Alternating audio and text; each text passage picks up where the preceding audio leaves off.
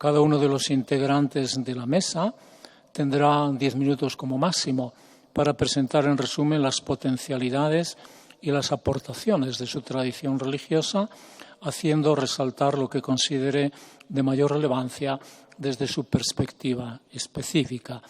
Y me ha parecido que podemos seguir en el orden de intervención, digamos, un orden cronológico en lo que se refiere a la aparición de las distintas tradiciones religiosas. Por eso daré la palabra en primer lugar a doña Verónica y después a don John Juaristi, a continuación al padre Flaquer y a continuación a doña Bagira. Iniciamos, por tanto, esta sesión. De nuevo, mi agradecimiento a todos y, doña Verónica, usted tiene la palabra. Bueno, buenas tardes a todos. Normalmente no me gusta leer, pero 10 minutos es un tiempo un poco justo, entonces me voy a permitir con un pequeño PowerPoint expresar las primeras ideas. El judaísmo es la primera religión monoteísta, estrictamente monoteísta y revelada, lo cual le da un carácter novedoso. Y su propia esencia la convierte en una verdad única y absoluta, una característica que van a recuperar las otras dos religiones que dimanan de ella. Abraham, que significa padre de la muchedumbre, es el patriarca de los tres credos y Adán es el ancestro común, con lo cual eso debería de quitar ninguna idea de preeminencia de ninguna religión o credo y de ninguna raza, por supuesto. Sin embargo, a lo largo de los siglos todos sabemos que todas las religiones han fomentado la exclusión, sustentadas por ideas de pureza que definían la pertenencia, pero sobre todo por rechazo a la otredad más que por identificaciones. Hashem, que significa el nombre, elige a un pueblo, lo libera de la esclavitud, lo protege a cambio de obediencia y amor y sella con él una alianza que se va a materializar en la entrega de los 10 mandamientos. El judaísmo es una filosofía basada en la justicia y la solidaridad y tiene como finalidad regular absolutamente todos los comportamientos humanos. No os podéis imaginar, desde el lavado, los alimentos, absolutamente todo está regulado. El sabio Hillel la definió, a pesar de tener volúmenes muy, muy gordos, la Torá y el Talmud, la resumió en 2 frases. Lo que no quieras para ti, no se lo hagas a otro. Esa es la esencia de la Torá y todo lo demás son solo comentarios. Los judíos, privados durante milenios de templo y de tierra, se acoplaron bastante bien en sus lugares de residencia y ahí establecieron centros comunitarios que les dan lo espiritual y social. Desde el punto de vista moral e ideológico, el judaísmo cambió absolutamente la concepción del mundo. Sin mérito, fue la primera, evidentemente, y estableció conceptos que tienen plena vigencia todavía hoy. El judaísmo primero introduce la idea revolucionaria de un Dios único, todopoderoso. En segundo lugar, sacraliza casi cada vida, pero sobre todo la vida humana, se acabarán los sacrificios humanos, porque el Génesis afirma: quien derrama la sangre de un hombre verá su sangre derramada, porque Dios hizo el hombre a su imagen y semejanza. El judaísmo cambia también comportamientos y obligaciones humanas, estableciendo derechos y deberes, con un código ético de convivencia, que es precisamente esos 10 mandamientos que todo el mundo después recupera con un pequeño cambio. Respecto a la desigualdad, impone la tzedaká. La tzedaká significa no es caridad, es justicia, es obligación, es un diezmo, pero que hay que darlo de manera discreta y porque además hay que permitir al que recibe que siga conservando su dignidad. Y para garantizar la transmisión de los conocimientos, desde el año 64 de la era cristiana, fomenta lo que hoy se puede llamar educación general y gratuita, porque cada comunidad estaba obligada a tener una escuela y a sufragar los gastos de todos los niños y niñas desde los 6 años. Eso es revolucionario, estamos hablando del año 64 de la era cristiana. La comunidad que no cumplía con ese precepto era sometida a anatema o a jerem. Desde la perspectiva social, las aportaciones son también revolucionarias.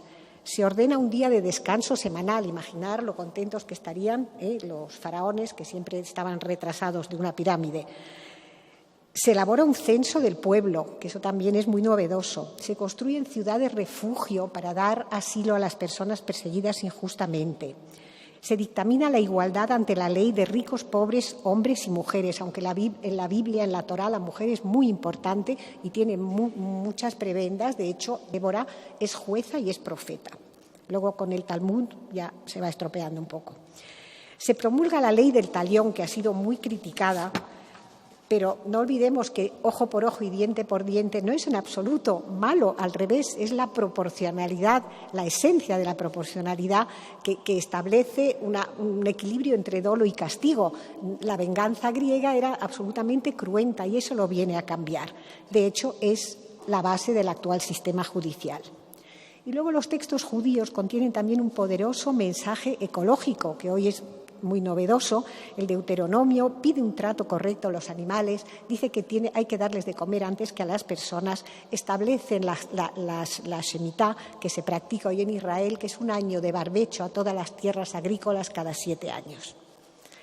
Este código vital que era a principio básico, fue cada vez ampliado y se convirtió paulatinamente en coercitivo y excluyente, una práctica que han aplicado todas las religiones abrámicas que exigen homogeneidad para conseguir la hegemonía. El peor escenario se da actualmente en los países donde se impone un solo credo y que se persigue a todas las minorías. Y es simplemente un error, porque lo que atomizar los grupos hace que al final se debilite el conjunto. Cada grupo se arroga la ortodoxia, critica a los demás llamándolos sectas y al final nos estamos agotando todos en luchas fratricidas que nos degradan frente a un Dios cuyo primer mandamiento es no matarás y desde luego no en mi nombre. Las religiones deberían de ser inhibidores y no catalizadores de la violencia.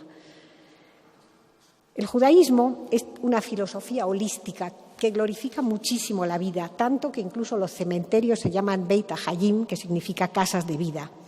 Hay como menos preocupación por ese futuro del alma y, bueno, todos esperamos la resurrección, cuando al final todos los justos todos los del mundo entero, irán al Gan Eden.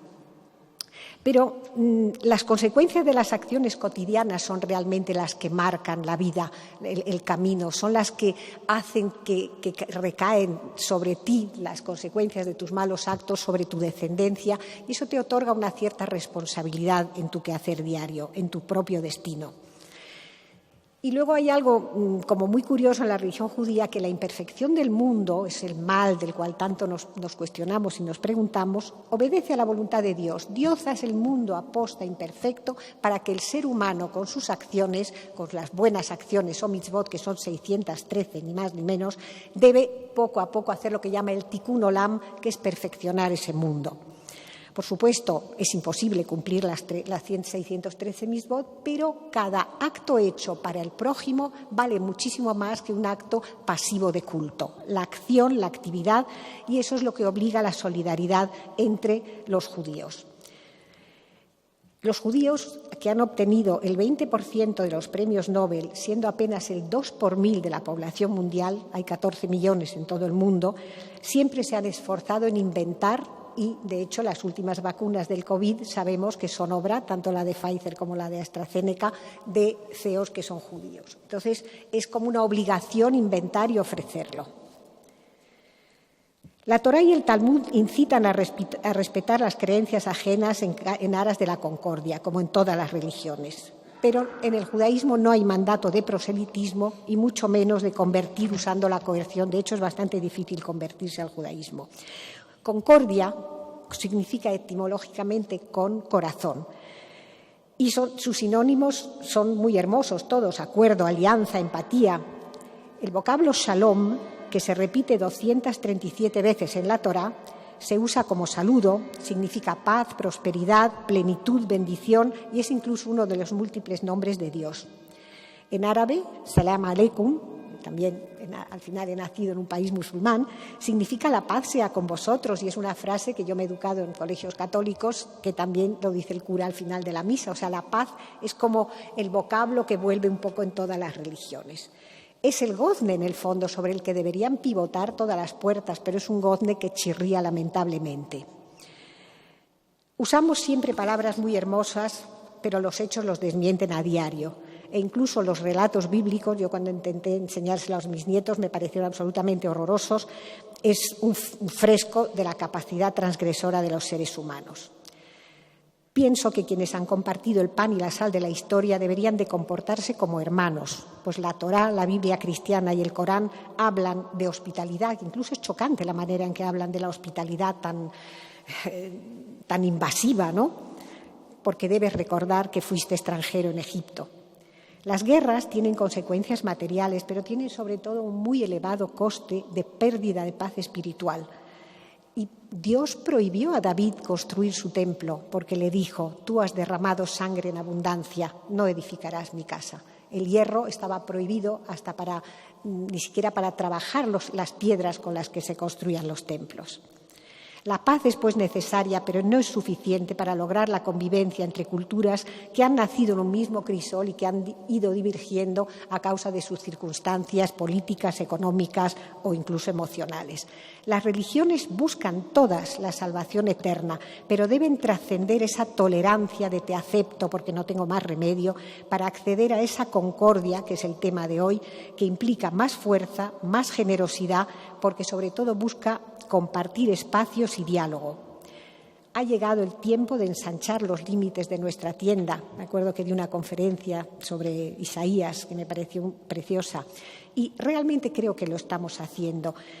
El hito para mí fue la Declaración Católica Nostra Aetate de 1965 del Concilio Vaticano II, donde San Juan XXIII, Pablo VI y el filósofo judío Jules Isaac sentaron las bases de una reconciliación que contribuyó a eliminar esa enseñanza del desprecio. Abundan hoy, por suerte, los foros de debate plural y las organizaciones interreligiosas. Yo pertenezco a una de la cual estoy también muy orgullosa, el Centro de Estudios Judeocristianos, y permiten interpretar los textos sagrados con los candiles de la razón y no solo con la visceralidad de la emoción. Todas estas reuniones nos permiten conocernos y el conocimiento es base del aprecio. El mejor ejemplo que os puedo dar es mi colegio, el colegio que yo hice desde bastante abajo, en el cual yo tenía 40% de alumnos católicos que nos adoraban y que hoy son nuestros mejores valedores. Fue una experiencia absolutamente única y maravillosa que aconsejo a todo el mundo.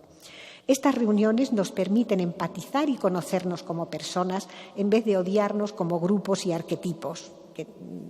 Hay muchas veces odio a gente, yo odio a los zulúes. Bueno, pues todos no son odiables, indudablemente. Las diferencias que siempre han generado prevención y miedo comienzan hoy a ser percibidas como un enriquecimiento.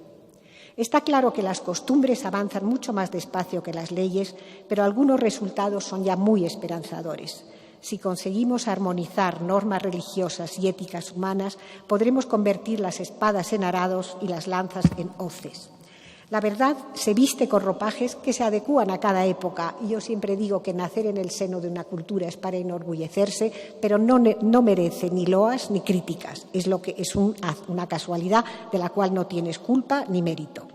La grandeza sí consiste en cumplir los preceptos de nuestra fe sin imponerla a otros, pero sobre todo en educar. Yo soy educadora y os aseguro que se consiguen maravillas educando desde pequeños a los niños, porque lo que se bebe con la leche materna permanece para siempre. Educar a los niños en el odio o en el desprecio es la peor maldad, porque no me atrevo a calificarla de algo un poco más gordo que se puede hacer a un ser humano.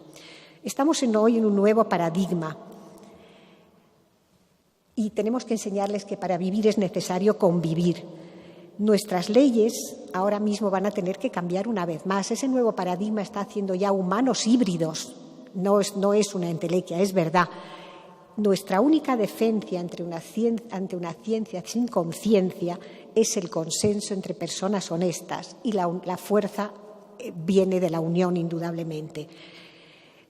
Los contextos sociales avanzan con una dinámica propia, aunque nosotros estemos parados como una escalera mecánica. Tú estás parado, pero ella sigue avanzando y tú te quedas atrás. No podemos anclarnos en ideologías concebidas para civilizar a seres más primarios. Hoy tenemos otra cultura, otro contexto.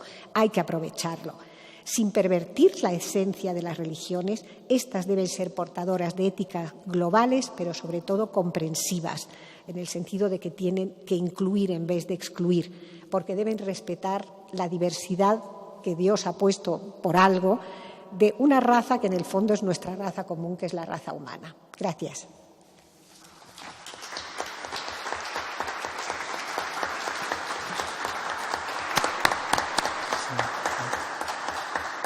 Bien.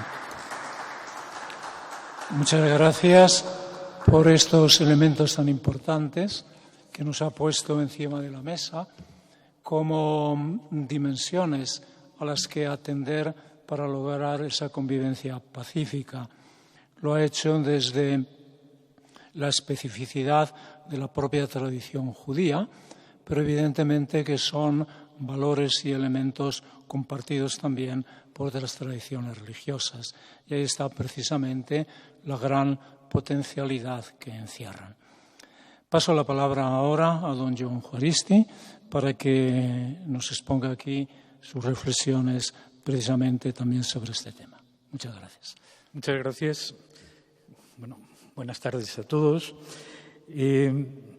Yo quería comenzar hablando de mi aproximación, digamos, al judaísmo hace ya bastantes años, porque tuvo bastante que ver con la violencia y con la violencia política. Es decir, pertenezco a una generación que, sobre todo en el País Vasco y en los últimos años del franquismo, pues tuvo la experiencia de una violencia creciente, sobre todo a partir de los años 67-68 en adelante, y fue una violencia que se llevó por delante a mucha gente.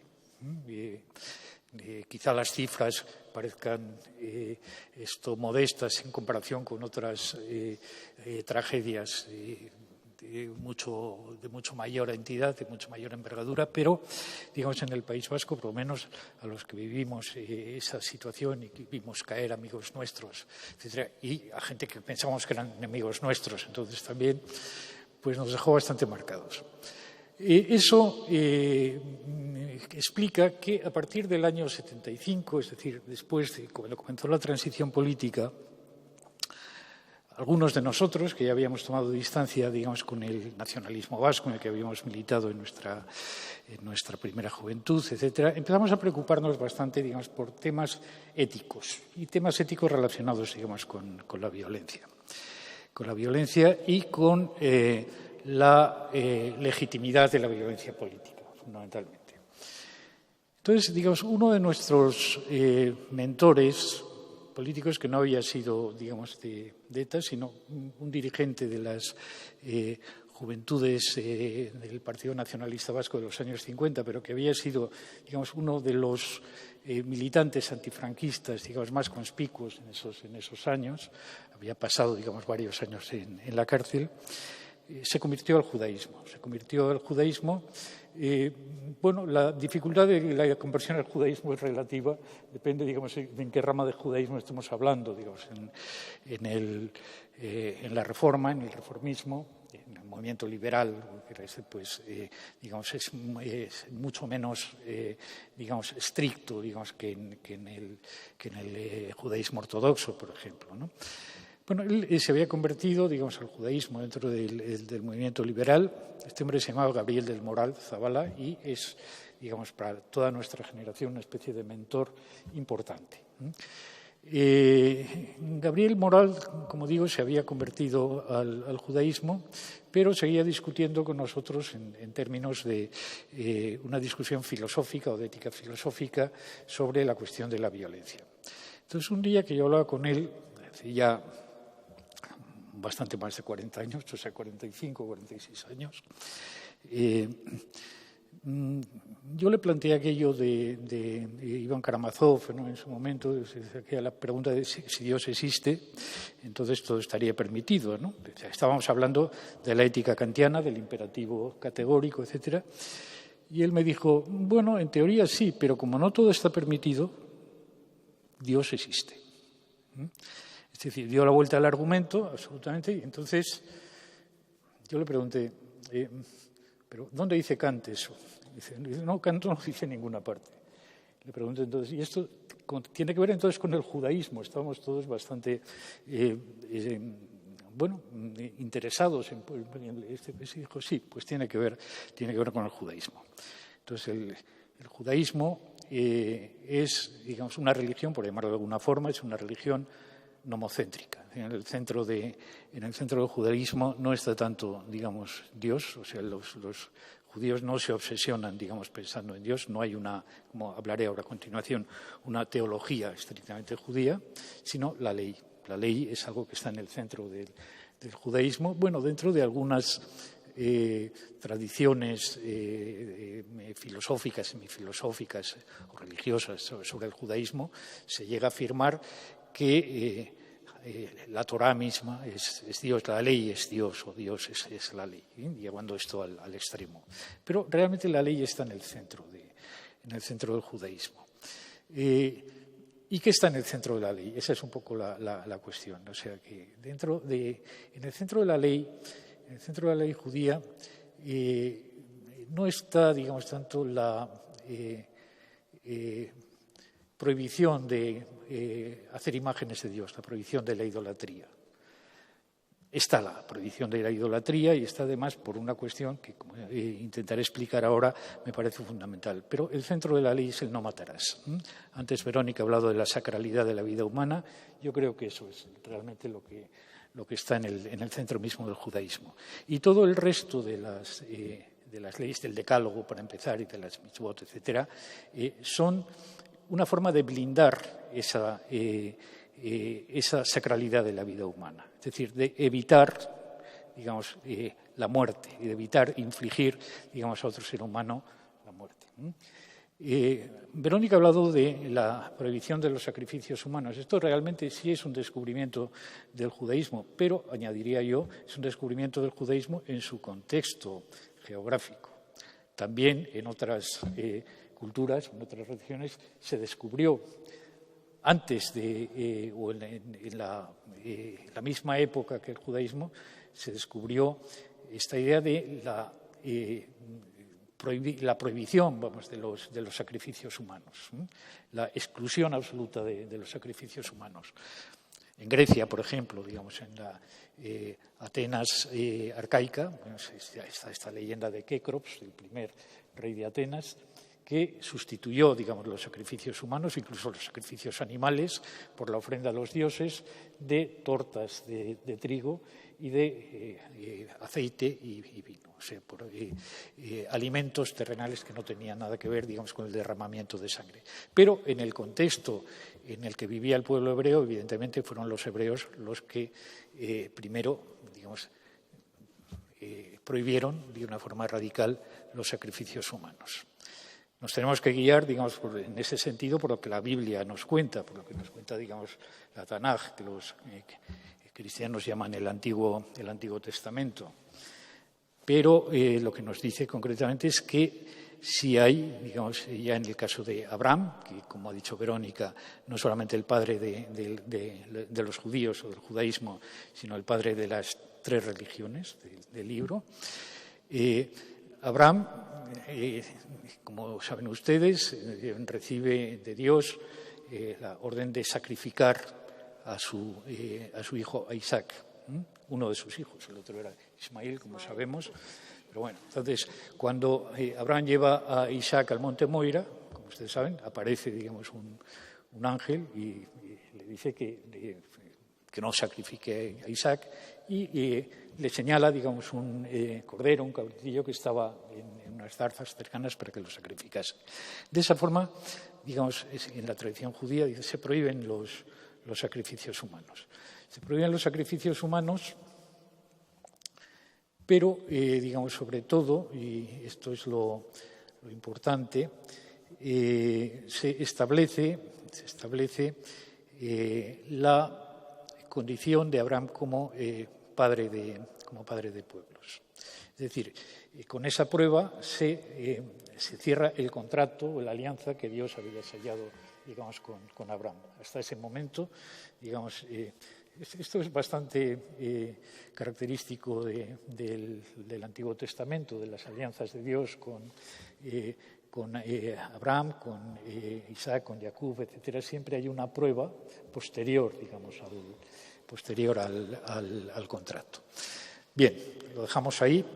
Simone Weil, una filósofa y pensadora, digamos, judía, que se acercó muchísimo al cristianismo, pero sin entrar en el cristianismo definitivamente, en una carta que escribió al final de su vida a un religioso católico, amigo suyo, decía, bueno, realmente es que no me convence esto de la exclusividad de la prohibición de los sacrificios humanos en el ámbito judío y cristiano. En todas las religiones, y decía que las que ella conocía, y era una buena helenista, por otra parte, decía, hay, digamos, una prohibición del sacrificio, ¿no? De alguna forma. Hay, por tanto, una tendencia a la disminución de la violencia.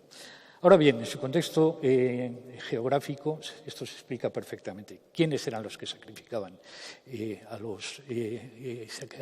practicaban el sacrificio humano en el entorno del mundo hebreo del Antiguo Testamento? Bueno, estaban los egipcios, obviamente, que sacrificaban, sobre todo por lo que sabemos, decimos, cautivos militares, cautivos en las guerras de los faraones. Estaban los fenicios, que sacrificaban a los baales, digamos, víctimas humanas, muchas veces niños, etc.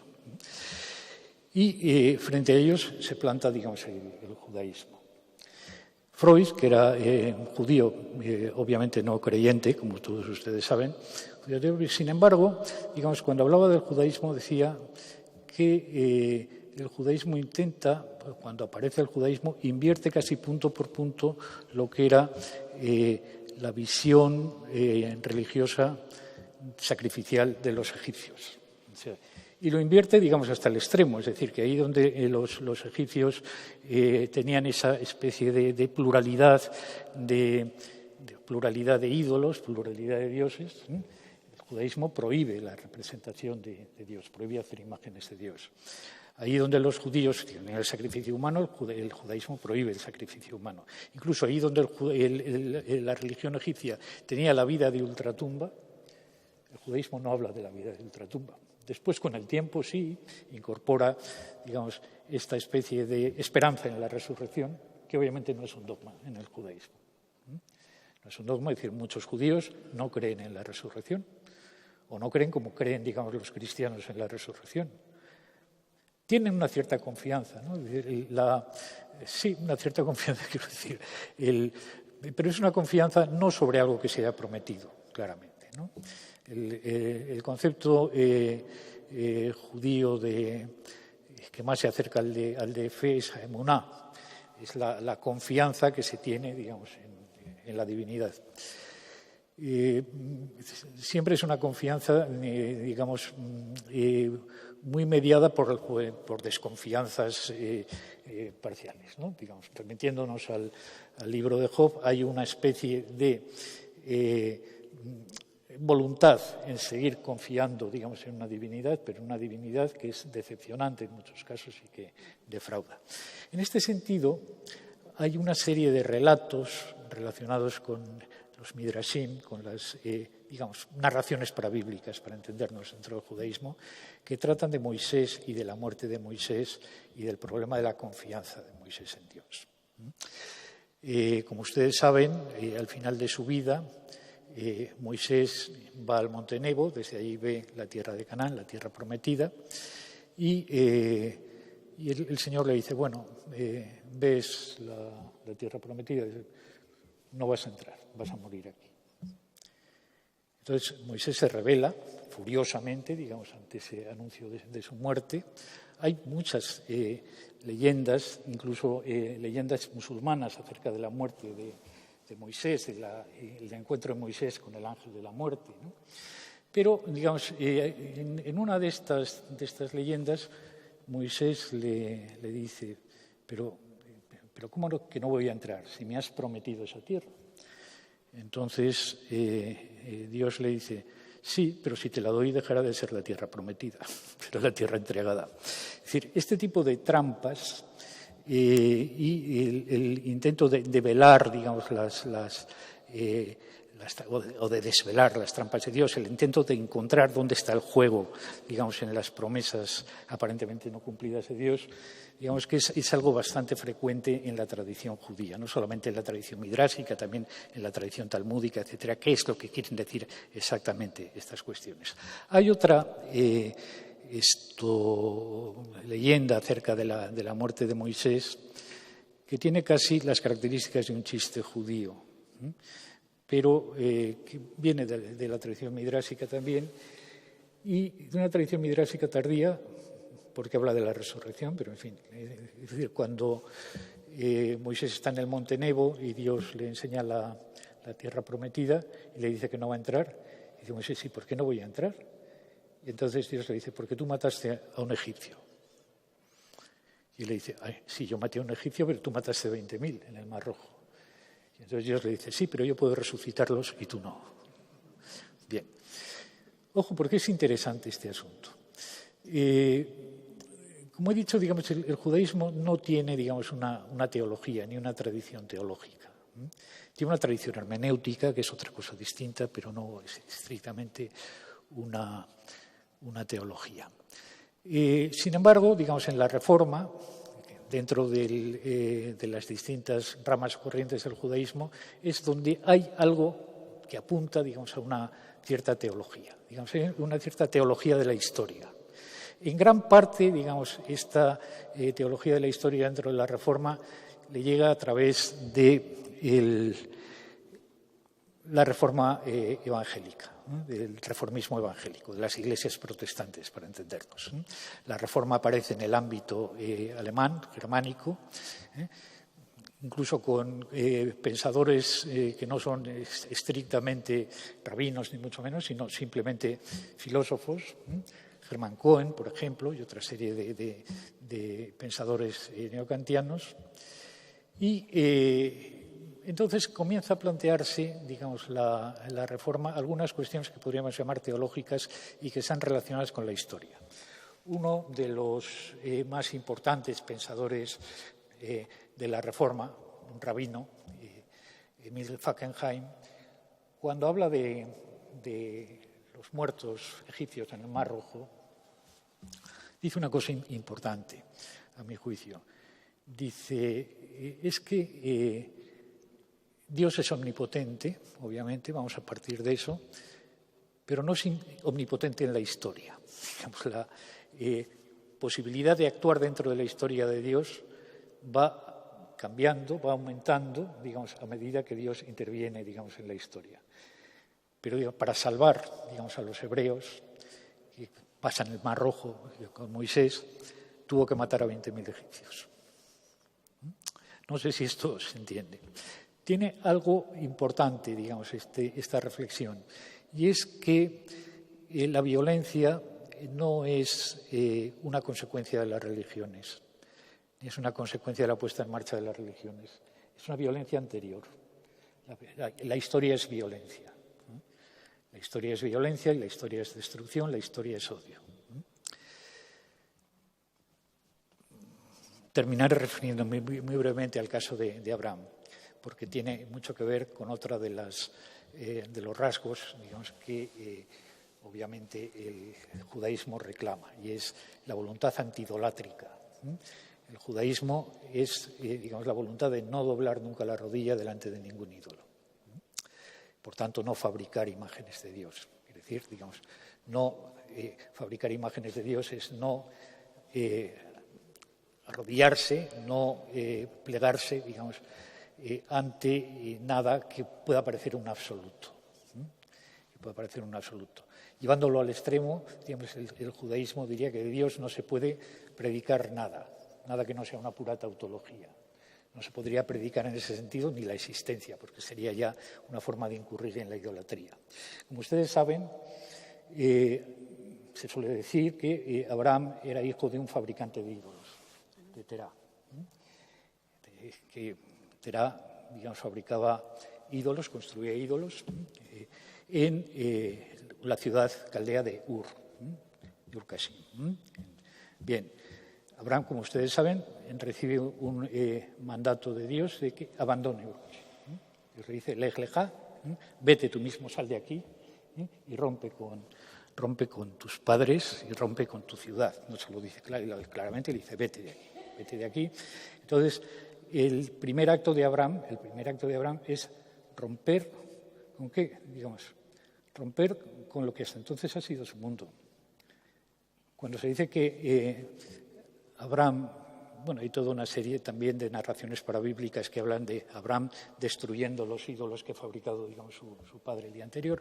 Pero no, cuando Abraham se va de casa de sus padres y se va de Ur, rompe con eso que Francis Bacon llamaba los ídolos de la tribu. Vamos a dejarlo ya. Entonces, rompe con los ídolos de la tribu. Digamos, esa es un poco la cuestión. Digamos, en el judaísmo hay casi una necesidad de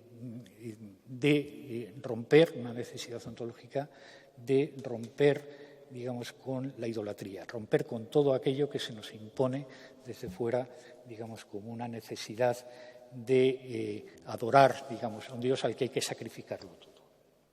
Ahí estaría la voluntad antisacrificial del judaísmo. Y con esto termino.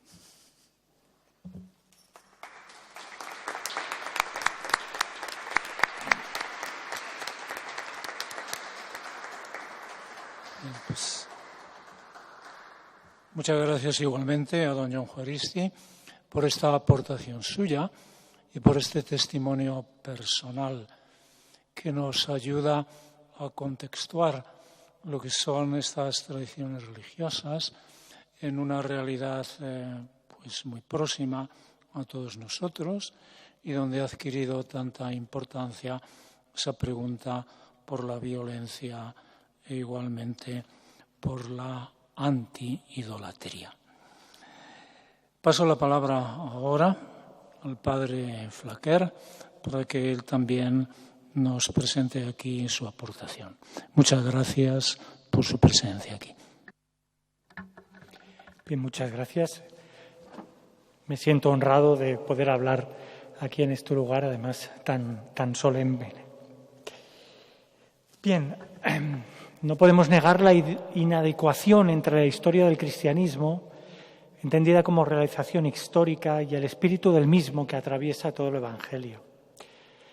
La vida de los cristianos era esperable que se asemejase de manera imperfecta a la vida de Jesús, pues Él siempre nos lleva a la delantera en los caminos de Galilea, hacia Jerusalén, mientras nosotros vamos discutiendo de lo nuestro. Pero no debería nunca dejar de escandalizarnos la existencia de una distancia tan grande, y esta inadecuación es especialmente flagrante en lo que respecta al alcance de la doctrina y práctica de Jesús sobre la concordia, la fraternidad y la no violencia. Podemos, sin embargo, alegrarnos de la recuperación y puesta en valor de la misma en estos últimos decenios. El documento conciliar, Nostra Aetate, dio el pistoletazo de salida, pues fue la primera vez que el magisterio se refiere a las otras religiones de manera positiva y no de manera anatemizante. Intentaba empezar a dar contenido a esa doctrina de las semillas del Verbo de San Justino, descubriendo algunos elementos positivos de las principales religiones del mundo. Desde aquellos años 60, 65 es el documento, se nos han dado muchos gestos de acercamiento. Y el último en Irak. En este Irak tan castigado por las guerras, el Papa Francisco lanzaba un precioso discurso universal con tono poético desde la llanura de Ur, la tierra natal de Abraham, donde decía al final: contemplando el mismo cielo después de milenios, aparecen las mismas estrellas. Estas iluminan las noches más oscuras porque brillan juntas. El cielo nos da así un mensaje de unidad. El Altísimo está por encima de nosotros, nos invita a no separarnos nunca del hermano que está junto a nosotros. El más allá de Dios nos remite al más acá del hombre, del hermano. Pero si queremos mantener la fraternidad no podemos perder de vista el cielo. Decía ahí el Papa Francisco. Esas mismas estrellas que vio a Abraham y que era la promesa de toda su descendencia, pues estamos hoy aquí, en la humanidad y debemos mirarnos como hermanos. El Papa se ha prodigado en gestos. En Irak anduvo cojeante por estrechas calles de Najaf para ir a visitar y dejarse acoger por el máximo líder chiita de Irán, fuera de Irán, el anciano Ayatollah Ali Sistani. De esta manera completaba su acercamiento al Islam después de haberse encontrado en Emiratos con la misma autoridad religiosa de Egipto, con la máxima autoridad religiosa de Egipto, y de haber firmado conjuntamente un documento sobre la fraternidad. Esta fraternidad ya la había comenzado a promocionar al principio con un abrazo, un gran abrazo con un líder judío y uno musulmán frente al Muro de las Lamentaciones en Jerusalén. El Papa Francisco destaca por sus imágenes icónicas y en este sentido sigue la estela de Juan Pablo II, quien nos regaló algunas para la posteridad, como la primera visita de un papa a la sinagoga de Roma, 1986, o la entrada a la gran mezquita omeya de Damasco en 2001. Aunque probablemente la más sorprendente y escandalosa para algunos fue cuando besó el libro coránico en 1999 en Roma, ante una delegación iraquí acompañada por el patriarca caldeo de Babilonia. Quería evitar una segunda guerra del Golfo.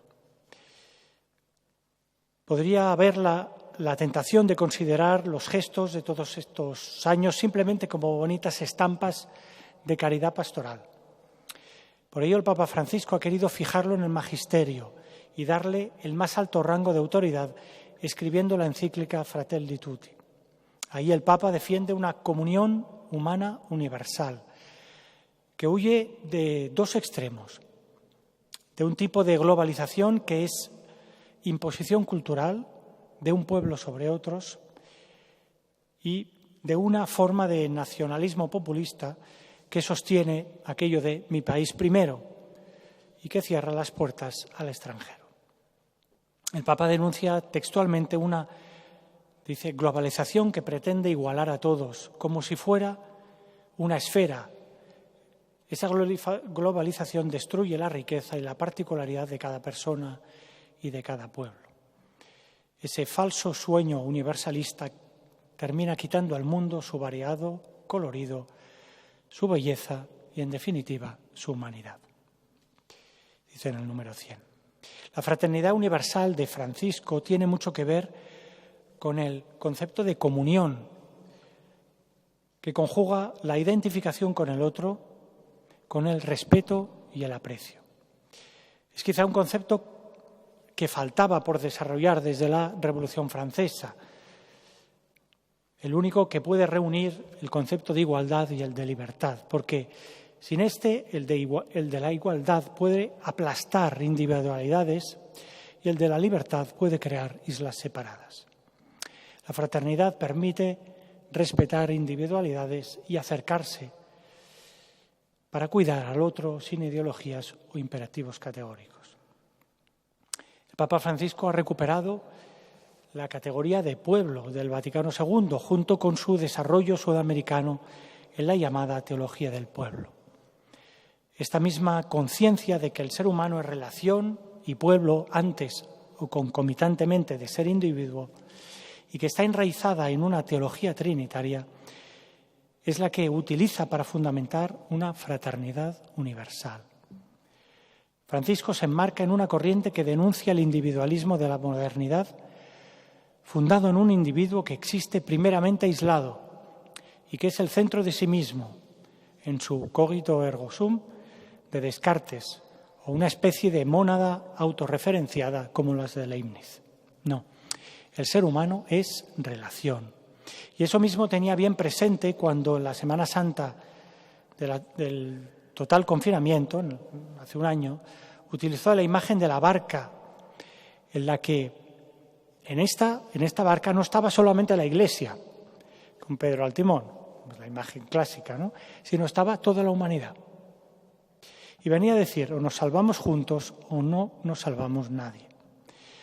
De esta fraternidad universal tenemos ya antecedentes en el Antiguo Testamento, donde hay una esperanza escatológica de la subida de todos los pueblos a Jerusalén y donde se descubre especialmente una fraternidad con los inmigrantes, porque el mismo pueblo de Israel fue inmigrante en Egipto, fue extranjero allí. Por tanto, ese extranjero que viene de lejos no es o no era para el pueblo judío, o no debía serlo, no debía ser un extraño, aun siendo extranjero, no debería ser extraño, aun siendo otro pueblo, porque ese extranjero era espejo de la misma esencia del pueblo judío. En el Nuevo Testamento tenemos, entre otros muchos textos, la interpelante parábola del buen samaritano, donde este hombre de una fe diferente es puesto como ejemplo por descentrarse de sí mismo para poner su centro en el moribundo apabullado. En el sentido de esta parábola ofrecida para responder al fariseo sobre quién es mi prójimo, queda claro que en el cristianismo no se trata simplemente de amar al hermano, sino de considerar a toda persona necesitada como un hermano. Y esto se pide como ideal, como mandamiento, incluso si el otro es un enemigo. ¿Cuánto habría cambiado la historia si nuestra relación con las otras religiones a lo largo de la historia y más modernamente contra los que han perseguido a la Iglesia se hubiese fundado en este mandamiento del amor al enemigo? La encíclica Ecclesiam Suam, la encíclica del diálogo, nos invita a actuar según el modelo de la Trinidad. Igual que ella ha establecido un diálogo de salvación con la humanidad, aunque ésta no se lo mereciese, incluso Dios sabía que iba a rechazar a su Hijo. La Iglesia debe siempre tender la mano, aún arriesgándose a que se la corten. La reciprocidad es teológicamente una meta esperada, pero no puede ser una condición de partida para el diálogo. La Iglesia debe ofrecerse en diálogo, esperando ser correspondida en adelante, pero no exigir esta correspondencia para iniciar un ofrecimiento.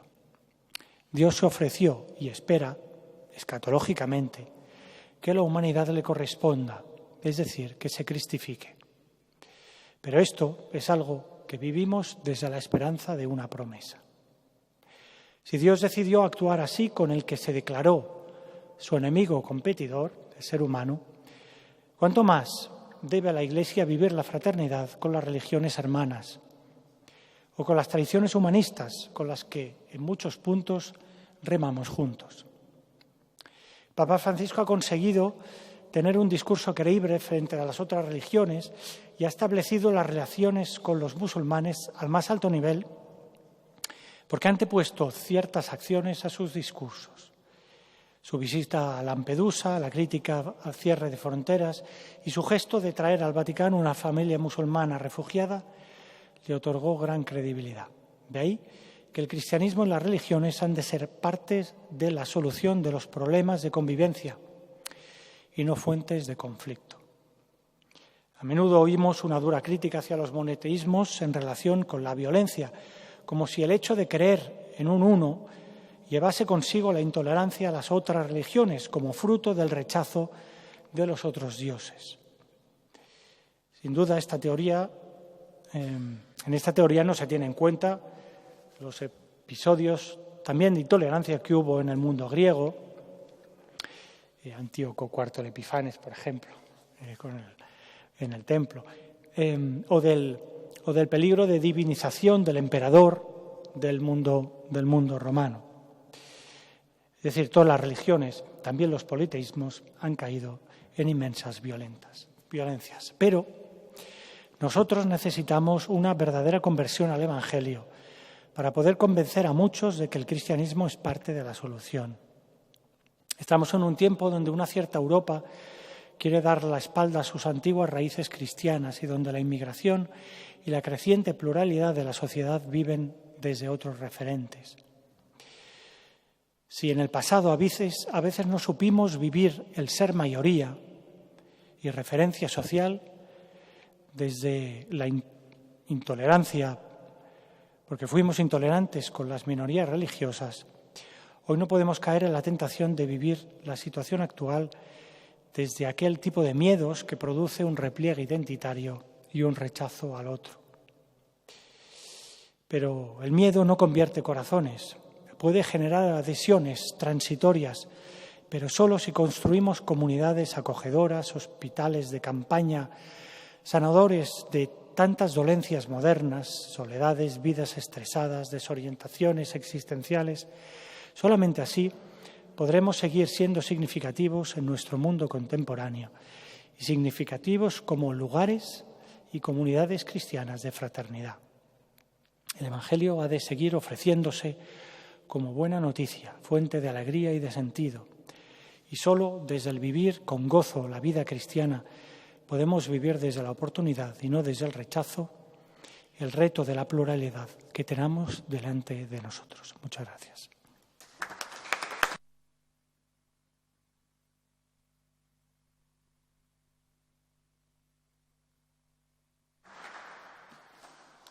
Muchas gracias al padre Flaquer por esta aportación suya y por haber puesto de relieve el papel especial del Papa Francisco en esta tarea tan importante por hacer de la fraternidad entre todos como el objetivo y la dirección común. Igualmente, mantener para nosotros la importancia de esos gestos del Papa que han acompañado su actividad en todos estos últimos años. Paso ahora la palabra a doña Bahira Abdulatif para que nos presente aquí su aportación. Muchas gracias. Muchas gracias. Buenas tardes. Ante todo quisiera agradecerles su generosa invitación para estar aquí celebrando el 8º centenario de la Catedral de Burgos. Es una ocasión muy feliz para mí para compartir con todos ustedes esta tarde. Como suele ocurrir, yo intervengo la última, por ser el Islam la última de las 3 religiones monoteístas. Y eso siempre, digo, me agrada, porque así me ahorran parte de lo que quiero decir. Porque, primero, muchas gracias al padre Jaume, porque en realidad yo quería resaltar la visita del Papa, porque ha tenido muy buenos ecos, muy buena impresión en cuanto a todo el mundo islámico.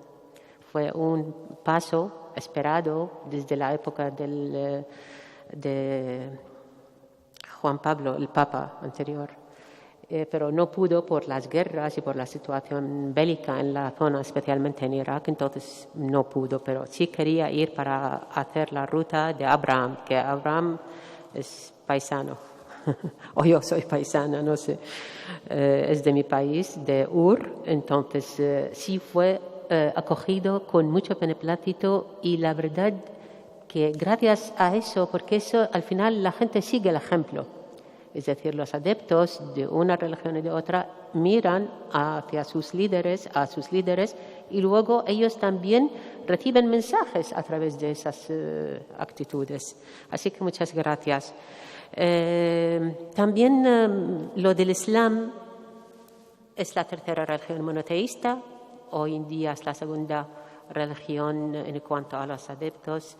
Después del cristianismo llega el Islam, alrededor de 1.500, algunos dicen 1.400 millones, 1.600 millones, oscila, no se sabe, pero quiere decir que sí, hay mucha gente que cree en ese mensaje del Islam.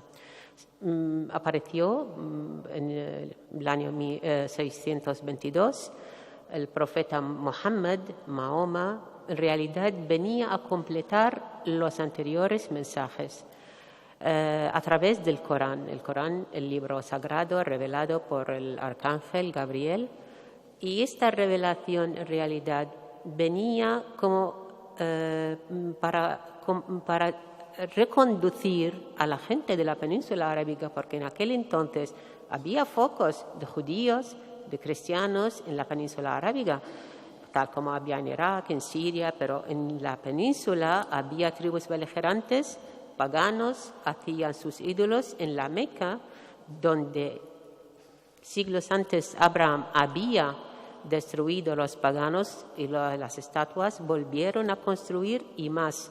De hecho, hay toda una literatura sobre el paganismo, en lo que se llama en el Jahiliya, antes del Islam. en la época antes del Islam. Y se llama jahiliya, ignorancia, porque ignoraban a Dios el único, al Altísimo, el Creador, que en árabe se llama Allah, viene de el Dios con mayúscula. Y viene del Dios Él, me parece, en la Biblia, ¿no? Entonces, el mensaje fue eso, reconducir a esta gente pagana a la senda de Abraham. Y la senda de Abraham, la revolución empezó desde ahí. Abraham, cuando se rebeló contra todo eso, porque pensaba, tenía esas inquietudes, entonces luego el judaísmo, luego el cristianismo, y luego se desviaron los de la península arábiga. Entonces venía el Islam y decía el Corán, o dice el Corán, que vengo para completar el mensaje. Por lo tanto, todos los musulmanes tienen que creer en toda la saga de profetas, desde Abraham hasta Muhammad el último. Y dice que Muhammad será el sello de los profetas. Y ya no ha habido más mensajes divinos. Entonces, los musulmanes tienen la obligación de creer y de respetar y venerar a todos los profetas. Y esto es algo también, abro paréntesis, por eso se enfadan, se enojan muchísimo cuando alguien habla con menosprecio, se mofa, por ejemplo, de la figura de Muhammad. No solamente porque no van a encontrar a nadie que menosprecie a ningún profeta, desde Abraham hasta el último. Ahí no vamos a ver películas, chistes, cosas. No vamos a escuchar porque esas como son figuras muy veneradas en el Islam. Luego el Islam ha recogido mucho de la ética del judaísmo, del cristianismo.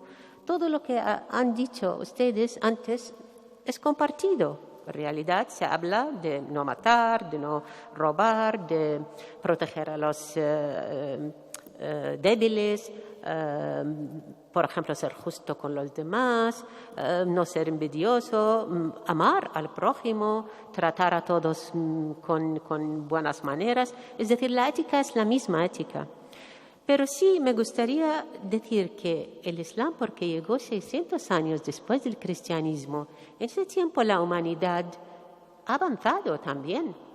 Por lo tanto, vemos que hay muchos veredictos en el Islam. El estatus de las mujeres es otro, es diferente. Las mismas relaciones, por lo tanto, en el Islam hay parte moral, ética, pero hay otra parte organizativa de la vida de la gente. Y también habla mucho sobre la gente del libro. La gente del libro son los judíos y los cristianos. Y habla también de otras religiones, pero no como gente del libro, sino de otras, como sabeos, como antiguas religiones que no son monoteístas, pero dice que también hay gente buena dentro de esto. Y al final, las obras, ante los ojos de Dios, lo que vale uno son sus comportamientos, ni su color, ni su raza, ni su religión. Y luego también habla con mucha veneración de Moisés, el profeta. De hecho, me parece que se menciona 138 veces en el Corán. Jesucristo se menciona como 35 veces. María, en el Corán se dedica, hay 114 capítulos, hay un capítulo entero dedicado a la figura de María. Es la única mujer que se menciona por su nombre en el Corán. Ninguna mujer, ni musulmana, ni judía, solo María. Por lo tanto, todas esas figuras en el Islam tienen una categoría muy venerada. Muhammad se mencionó solamente 4 veces en el Corán. Podemos imaginar que hay una consagración a todos los otros mensajes divinos, el judaísmo y el cristianismo. También hablando, digamos, de la ética, la justicia, la tolerancia, el hecho de ayudar a los débiles. Y luego sabemos que en el Islam, antes del Islam, con el paganismo y en el ambiente beligerante, las mujeres no heredaban, los débiles no heredaban, los huérfanos, los niños. Entonces el Islam vino a dar a cada uno su parte. Esta es la justicia social. Esta es como una forma de reorganizar la sociedad. Y de hecho, hasta hoy en día, uno de los factores más importantes del Islam es este sistema solidario, lo que se llama zakah. Zakah es decir, cada uno tiene, según sus poderes, tiene un porcentaje que tiene que destinar para los pobres, empezando por su familia, por los vecinos, los más cercanos, y si no tiene, lo lleva a una casa como casa de hacienda de los musulmanes. Y gracias a eso, en los tiempos ahora, donde hay un caos político, donde hay guerras, mucha gente sobrevive gracias a esos fondos. Y esto lo hace todo el mundo, no es limosna, no se llama limosna es otra cosa, pero esta es una parte tasada. También el hecho de no adorar más que Dios está clarísimo. En todo invita a eso, porque también distingue entre los paganos, los que asocian con Dios, con otros. Todo está mencionado, pero sí en el Islam hay algo importante. El hecho de anular la jerarquía, las relaciones entre el ser humano y Dios directamente, no hace falta ni intercesores, no hace falta jerarquía, especialmente habla del Islam suní, que es la rama principal, alrededor de 85 o más % de los musulmanes son suníes, y el resto entre chiíes y entre otras comunidades. En el chiismo sí existe la iconografía, existe la jerarquía, por eso oímos ayatollah, ruhollah como categorías, pero en el Islam suní no hay la relación entre el ser humano y Dios. Y esta es una forma de liberar también al ser humano. No necesitas ni hacer mucho esfuerzo. Tú puedes rezar donde estés, tú puedes hablar con Dios cuando estés, no hace falta ninguna mediación. Y otra cosa también que, hablando de las mujeres, hay algo muy importante para las mujeres, el hecho de liberar a las mujeres del pecado original. En el Islam, Eva no es una figura malvada, ni la astuta que ha tentado. No. Todo eso no existe. Aunque al final también la zona como zona de las tres religiones, también existen algunos refranes y algunas cosas que hablan de Eva como la astuta, la madre de los trucos y estas cosas. Pero en realidad en el Islam no existe la idea del pecado original, no existe. Por lo tanto, esta en sí también es una liberación. Y no sé qué más quería decir.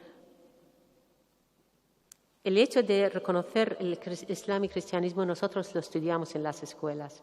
Yo, personalmente, 3 de mis hermanas, 2 hermanas y un hermano, estudiaron desde la guardería hasta la universidad con las monjas caldeas.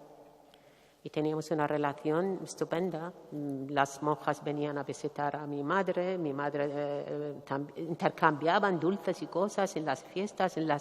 Me refiero allí la convivencia, gracias a que el Islam reconoce y se considera como ¿cómo se dice? Parte que complementa o recupera la senda que se ha perdido en algún momento en la península arábiga.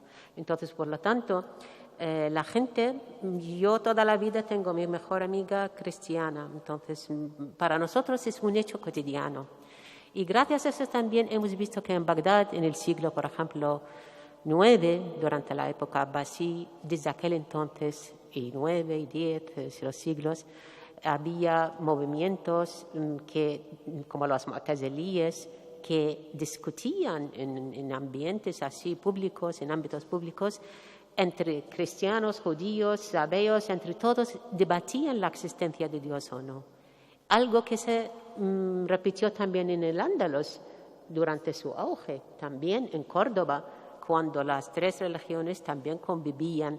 Por supuesto que hay altibajos en todo, pero me refiero, el problema, el Islam se siente como heredero de las 2 religiones monoteístas, el judaísmo y el cristianismo, pero el problema es que se siente como no está reconocido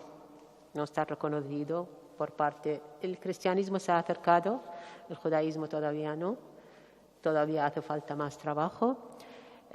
No hay verdad absoluta en ninguna religión, porque o creemos las tres religiones como historia de la humanidad, o no creemos en ninguna. No podemos ser eclécticos, no podemos ser selectivos. Entonces, por lo tanto, partiendo de esto, hay que aumentar el diálogo interreligioso, hay que estudiar las religiones, la historia de las religiones y la ética, porque la ética humana es la misma. No quiero alargarme más. Muchas gracias.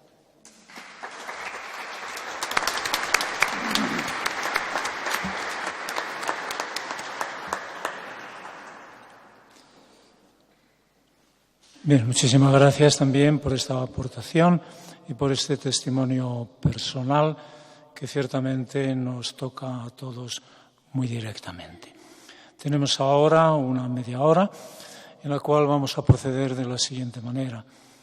Al hilo de las intervenciones que hemos escuchado, yo voy a plantear alguna serie de cuestiones a los que están aquí en la mesa para que intenten responder a ello, si es posible, de una manera más bien breve, y concretar de esta manera, en algunos aspectos, cuáles son aquellos caminos que conjuntamente, judaísmo, cristianismo e islam, podemos y debemos recorrer de cara a la convivencia pacífica.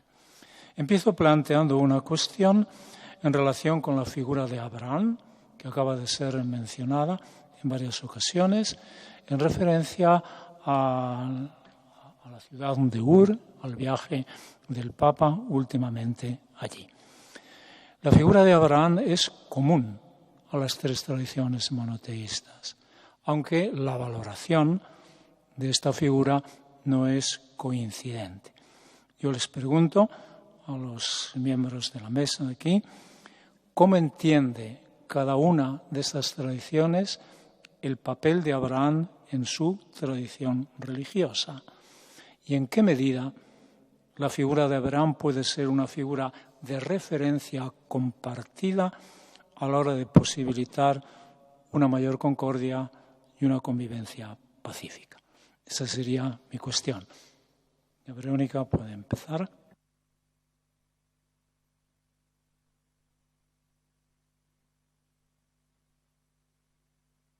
El judaísmo permite que si tú cambias el nombre de una persona, cambia su destino. Y el destino de Abraham es, le quitan la H y se convierte en padre de la humanidad. Le dice, tu descendencia será como las estrellas del cielo y la arena del mar. Y, de hecho, su primer hijo no es Isaac, es evidentemente Ismael, que yo siempre he dicho que qué pena que lo repudiara. A lo mejor nos hubiésemos ahorrado unos cuantos dramas a lo largo de la historia. Sara, también, que es antes Sarai, al quitarle la I, se convierte en fértil. La fertilidad en la Torá es fundamental, o sea, la fertilidad es como la bendición máxima que puede ocurrirte. La mujer estéril es muy desgraciada, por eso ella le da a su marido una concubina, una de sus esclavas. Si la ley del levirato preveía también que alguien, que una persona que se moría, para no quedarse sin descendencia, tenía que casarse con la viuda para que su hermano tuviera descendencia. Quiero decir que el otorgarle a Abraham el ser padre de la humanidad es el don mayor que yo creo Dios concede a un pueblo. Yo creo que también Dios, o por lo menos por lo que le saca de la Biblia, elige un poco al pueblo judío, pues un pueblo protestón, un pueblo con criterio, que nunca está contento, que siempre se enfrenta a él.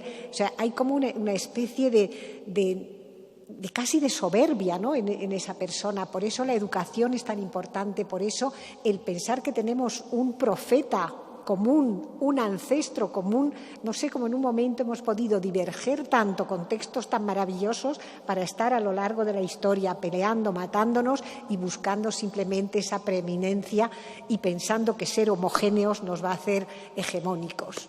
A mí es mi interpretación. También es verdad que el judaísmo, lo mismo que ha dicho antes ella, tampoco habla del pecado original. Nosotros no se considera que Eva sea tan mala, ¿no? Entonces, que eso luego ha traído mucha cola.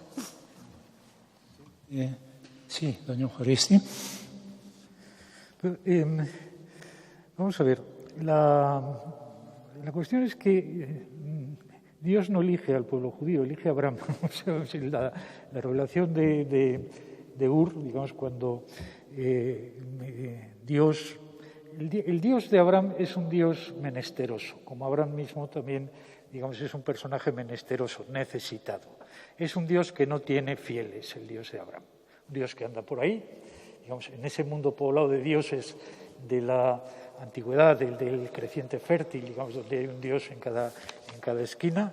Este Dios de repente aparece por ahí buscando, digamos, a alguien al que poder, digamos, con el que poder fundar algo, un contrato. Pero es un Dios que no tiene fieles.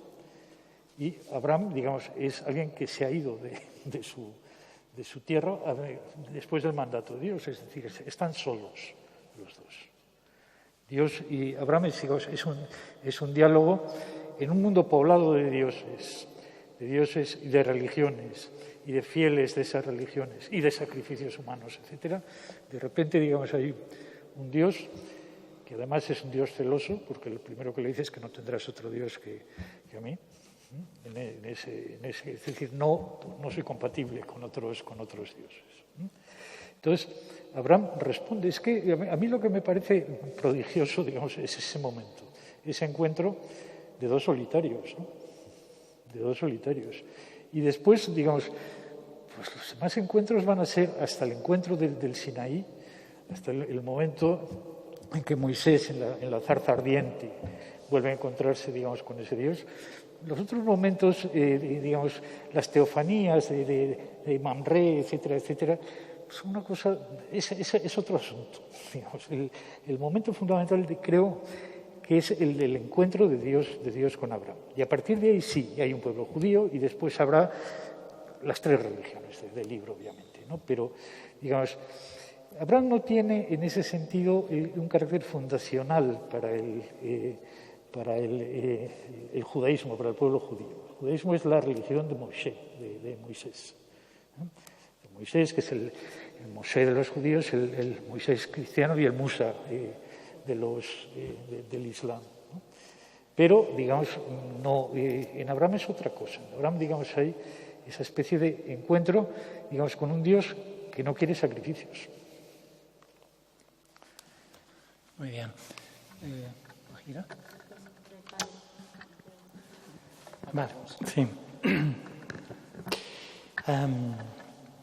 Bueno, con esta pregunta, así de entrada, me genera a veces una cierta intranquilidad porque, claro, en el cristianismo la figura de Abraham es importante, pero por supuesto no es la más importante y tiene una importancia quizás similar a otros grandes profetas o patriarcas del Antiguo Testamento. Pero en relación con el diálogo interreligioso, sí que tener una figura que nos une en la misma humanidad y en la misma sangre, como es Abraham, y un inaugurador de una fe y confianza en Dios único, pues me parece especialmente sugerente. Aunque es cierto que el judaísmo, en la figura de Moisés, que es quien recibe la Torá, pues habría mucho que discutir si el judaísmo se inicia no ciertamente con Moisés o realmente con Abraham. Para mí, Abraham es especialmente significativo precisamente porque Dios le invita a salir de su tierra, de la casa de su padre, de sus comodidades, de su lugar de confort, de sus seguridades. Entonces, desde ahí me parece especialmente sugerente aplicarlo al diálogo interreligioso y a una constante lucha de las religiones contra el fundamentalismo, que es precisamente aquella tentación de la religión o de la ideología de asentarse sobre un lugar seguro y quedarse ahí, sin moverse. Y en cambio la figura de Abraham nos invita siempre al movimiento, a salir. Y desde una perspectiva de la Biblia, a matar constantemente a los ídolos que los seres humanos nos hacemos constantemente de Dios. Y desde ahí Abraham es una figura que puede colaborar profundamente a la fraternidad entre todos y al diálogo. Solamente quería añadir una pequeña cosa. En el judaísmo, cuando se dice que tres padres son Abraham, Isaac y Jacob. Moisés es simplemente el transmisor de esa ley y las 4 madres de Israel, que son Sara, Rebeca, Lea y Raquel. Pero Moisés no está en esa terna, en esa triada de padres de Israel. No sé por qué. Si me lo dices tú, no, pero no sé por qué. Sí. Solamente digo que eso pertenece a la Haggadah, que se lee en el Seder de Pesach, la de las 3 madres y los 3 padres de Israel, pero el personaje central del Seder de Pesach, el personaje central de la Pascua, aparte de ser, obviamente Dios que nos sacó de la esclavitud de Misraí, pero es Moisés. Es Moisés. ¿Imagina? Sí. Sí. La figura de Abraham, por supuesto, es una figura muy relevante en el Islam, porque en realidad el mensaje emana desde ahí, del monoteísmo. Y es el ejemplo que siguió el Islam para acabar con el paganismo. Es decir, directamente viene desde ahí el mensaje del monoteísmo, de la figura de Abraham. De hecho, parte de los ritos y de la peregrinación a la Meca es visitar ahí. Yo nunca he hecho la peregrinación a la Meca, pero sé que hay una parte ahí donde se habla de Abraham y donde hay un como tipo mausoleo o algo así de Abraham. Es decir, siempre está presente en la tradición musulmana. Y porque en realidad la península arábiga era tierra de paganos. La gente, cada uno tenía su estatua, que hacía su estatua, sea de tierra, de barro, a veces incluso hacían sus ídolos, los hacían de dátiles antes del Islam. Y cuando tenían hambre comían, rezaban a ese ídolo y cuando acababan, tenían hambre, volvían a comer a ese ídolo. Entonces era una situación como de un paganismo que el Islam vino a corregir esta situación, y todo eso emana directamente desde el mensaje de Abraham. Y luego voy a decir algo, lo que ha dicho el padre Jaume, estoy totalmente de acuerdo, porque la figura de Abraham puede servir como vínculo que une a las 3 religiones monoteístas, pero cuando esta invitación viene de la mano de Trump y algunas fuerzas internacionales que en realidad no tienen nada que ver ni con el judaísmo, ni con el islam, ni con el cristianismo, sino partiendo desde el poder para hablar de los acuerdos abrahámicos. Eso me parece es una forma de descalificar todo, es una forma de quitarle importancia a todo, y encima que la gente ha rechazado esos acuerdos abrahámicos de Trump, porque en realidad ese es un pacto político. Entonces, ¿qué forma más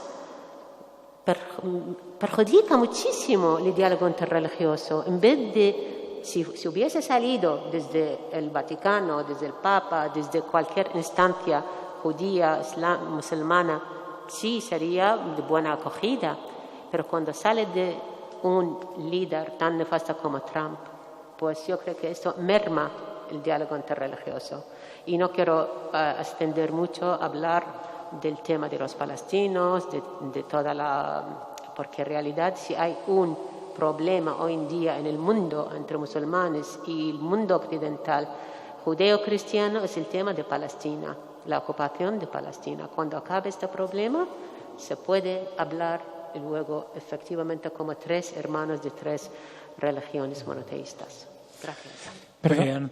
perdona, sí. añadir. Sí, también lo que quería decir es que el sal de tu tierra es una expresión gráfica horizontal de lo que es el Dios trascendente. Cuando pensamos el Dios trascendente, el Dios que siempre, el Semper Mayor, que se decía en latín, el Allahu Akbar, que se dice en árabe, siempre más grande, literalmente, no el más grande, sino siempre es más grande. Como decimos en latín, tenemos una imagen, Dios siempre está por encima de lo que podemos pensar de Él. Bien, pues el desplazamiento de Abraham es una expresión terrestre, precisamente, de esta fe divina de un Dios trascendente, de ir siempre más allá, de ir saliendo de tu tierra constantemente. Y por eso no hay más grande traición de la trascendencia de Dios, que son los que hacen los terroristas diciendo Allahu Akbar cuando hacen un atentado terrorista. Porque esto es precisamente lo contrario de lo que están diciendo de palabra. Su palabra es Dios siempre es más grande, cuando en realidad lo que están haciendo es bajar a Dios al ídolo que ellos han hecho de Dios. Bueno. Muy bien. Sí, perdón. Sí, John. Sí. Bueno, brevemente, vamos a ver. Yo creo que el momento, digamos, verdaderamente semejante al del encuentro de Abraham con Dios y la invitación o la orden a salir de su tierra, el Lech Lechá, está en Mateo, digamos, es la parábola del samaritano. La parábola del samaritano es exactamente lo mismo, es decir, cuando le preguntan a Jesús, digamos, ¿quién es mi prójimo? Él no dice quién es el prójimo, cuenta la parábola del samaritano. Cuenta la parábola del samaritano y que todos conocemos, obviamente. Romano Guardini, a propósito de la parábola del samaritano, decía que eso es absolutamente antinatural. O sea, el hecho de que, digamos, un samaritano ayude a un judío, digamos, esa especie de... Él venía a decir, Romano Guardini, que la caridad no es un instinto natural en el género humano.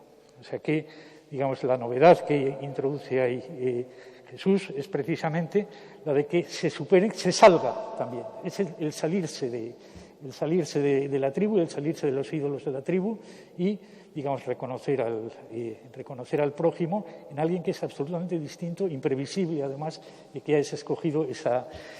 Ahora bien, digamos, hay una figura que para mí era muy simpática, digamos, en los años 60, 70, que era, digamos, un sacerdote católico, pero, digamos, cuya relevancia, digamos, mundial en su momento no estaba tanto, digamos, en el hecho de su condición de sacerdote católico, sino en su crítica, digamos, del progreso, del desarrollo, que era Iván Illich.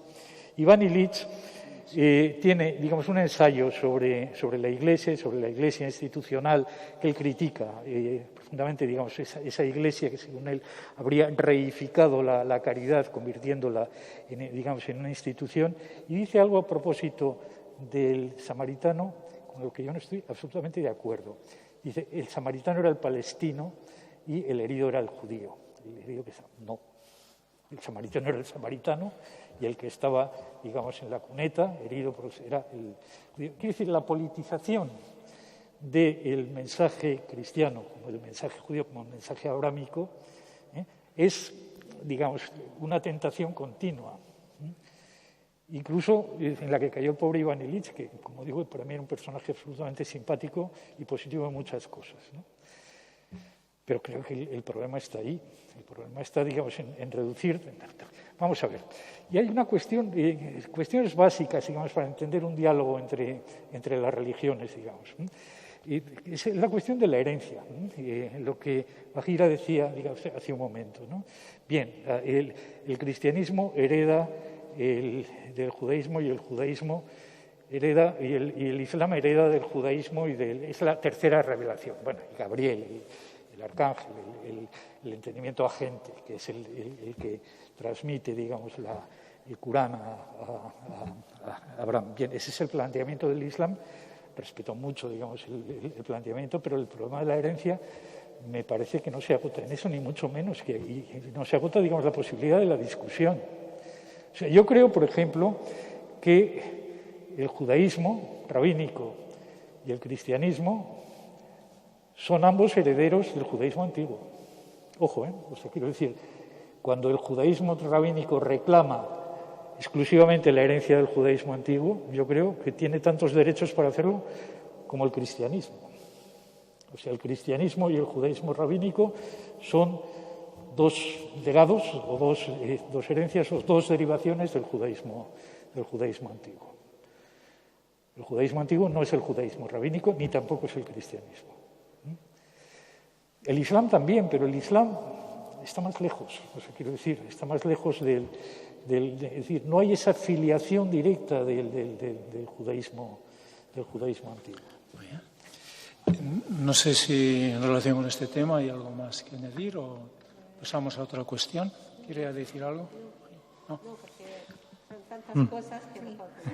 Bueno, el Islam nace en un contexto que hereda de un cierto judaísmo rabínico que existe en Arabia y después de un cierto cristianismo presente también allá. Y entonces va a admitir del cristianismo la figura profética de Jesús y la de María, e incluso va a considerar a un Jesús que tiene que volver al final de los tiempos. Esto lo hereda del cristianismo, pero no va a reconocer la divinidad de Jesús y va a mantener de la tradición judía la centralidad de la ley, adaptando la idea de la revelación de la Torá que desciende sobre Moisés, adaptándolo sobre la figura del profeta Muhammad, sobre el cual también desciende un libro. Y después proyectándolo hacia la figura de Jesús, que también recibe un libro del celeste, que sería el Evangelio, el Injil. Muy bien. Que los tres libros sagrados siempre se habla de la Biblia, del Evangelio, del Corán. Y habla también de otros libros sagrados de otras antiguas religiones, pero estos son los tres libros del monoteísmo.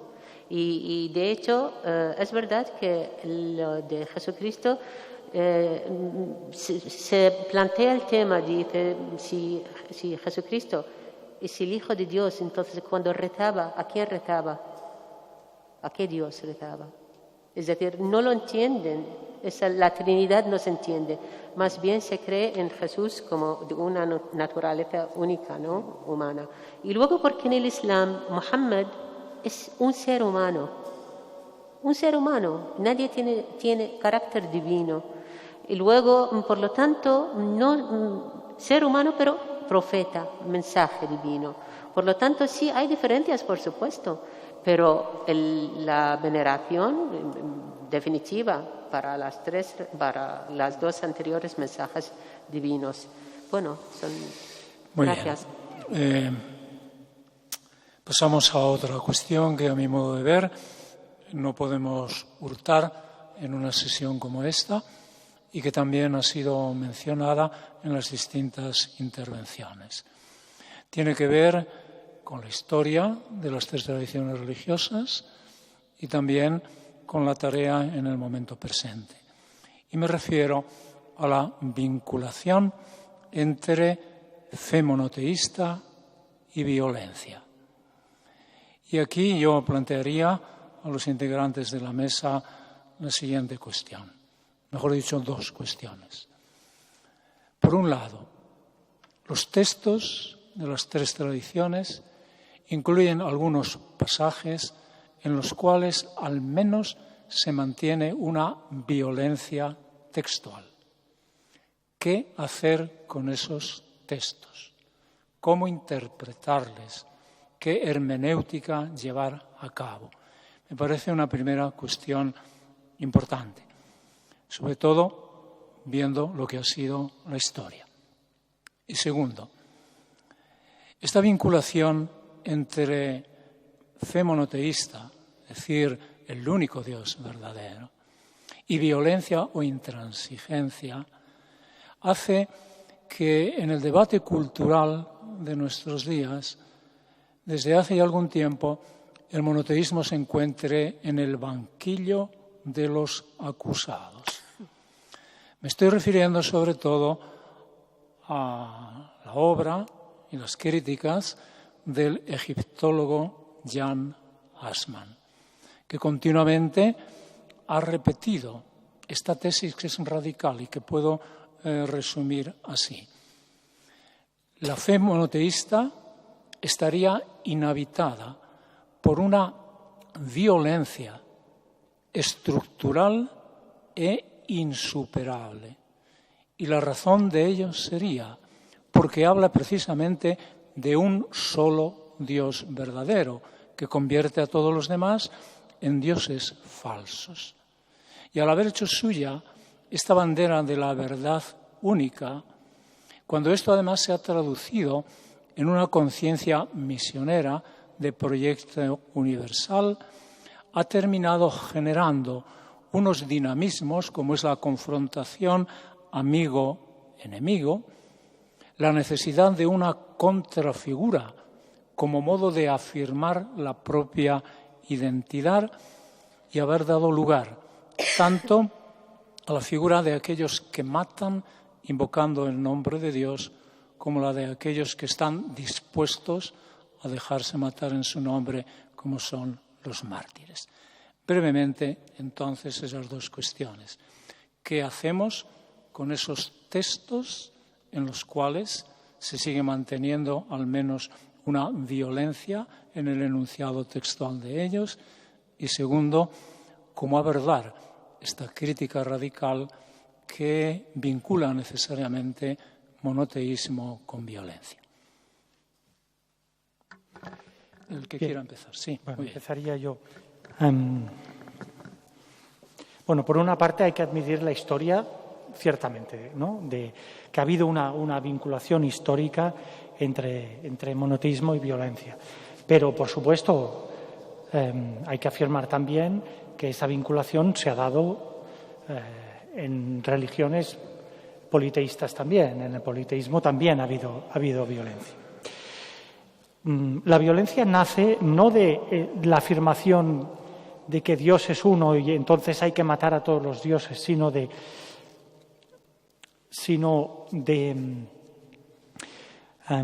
una mala interpretación de lo que es el monoteísmo. El monoteísmo lo que quiere, digamos, es evitar la autodivinización del ser humano. En el texto del Génesis, el capítulo 3, lo que quiere decir es que el ser humano, cuando quiere hacerse él divino, la medida de todas las cosas, entonces ahí empieza a romperse la fraternidad humana. Primero, el primer conflicto matrimonial de la historia entre Adán y Eva, que se van dando las culpas unos a otros. Y después, en el capítulo 4, después habrá el asesinato de Abel por parte de Caín. Cuando el ser humano se considera absoluto, entonces empieza la violencia con el otro ser humano, porque dos absolutos en la tierra no cabe. O yo me siento en esta silla o te sientas tú. Si yo soy el absoluto, si yo quiero ocupar todo el espacio, lógicamente te voy a desplazar a ti y voy a ocupar violencia. El monoteísmo, la intención del monoteísmo, precisamente es luchar contra esta absolutización de cada ser humano. Esta es la intencionalidad y no la de ir matando a los otros pueblos que puedan creer en otros dioses. Sí, yo discrepo. Perdón, Verónica, sí. Luego yo y luego.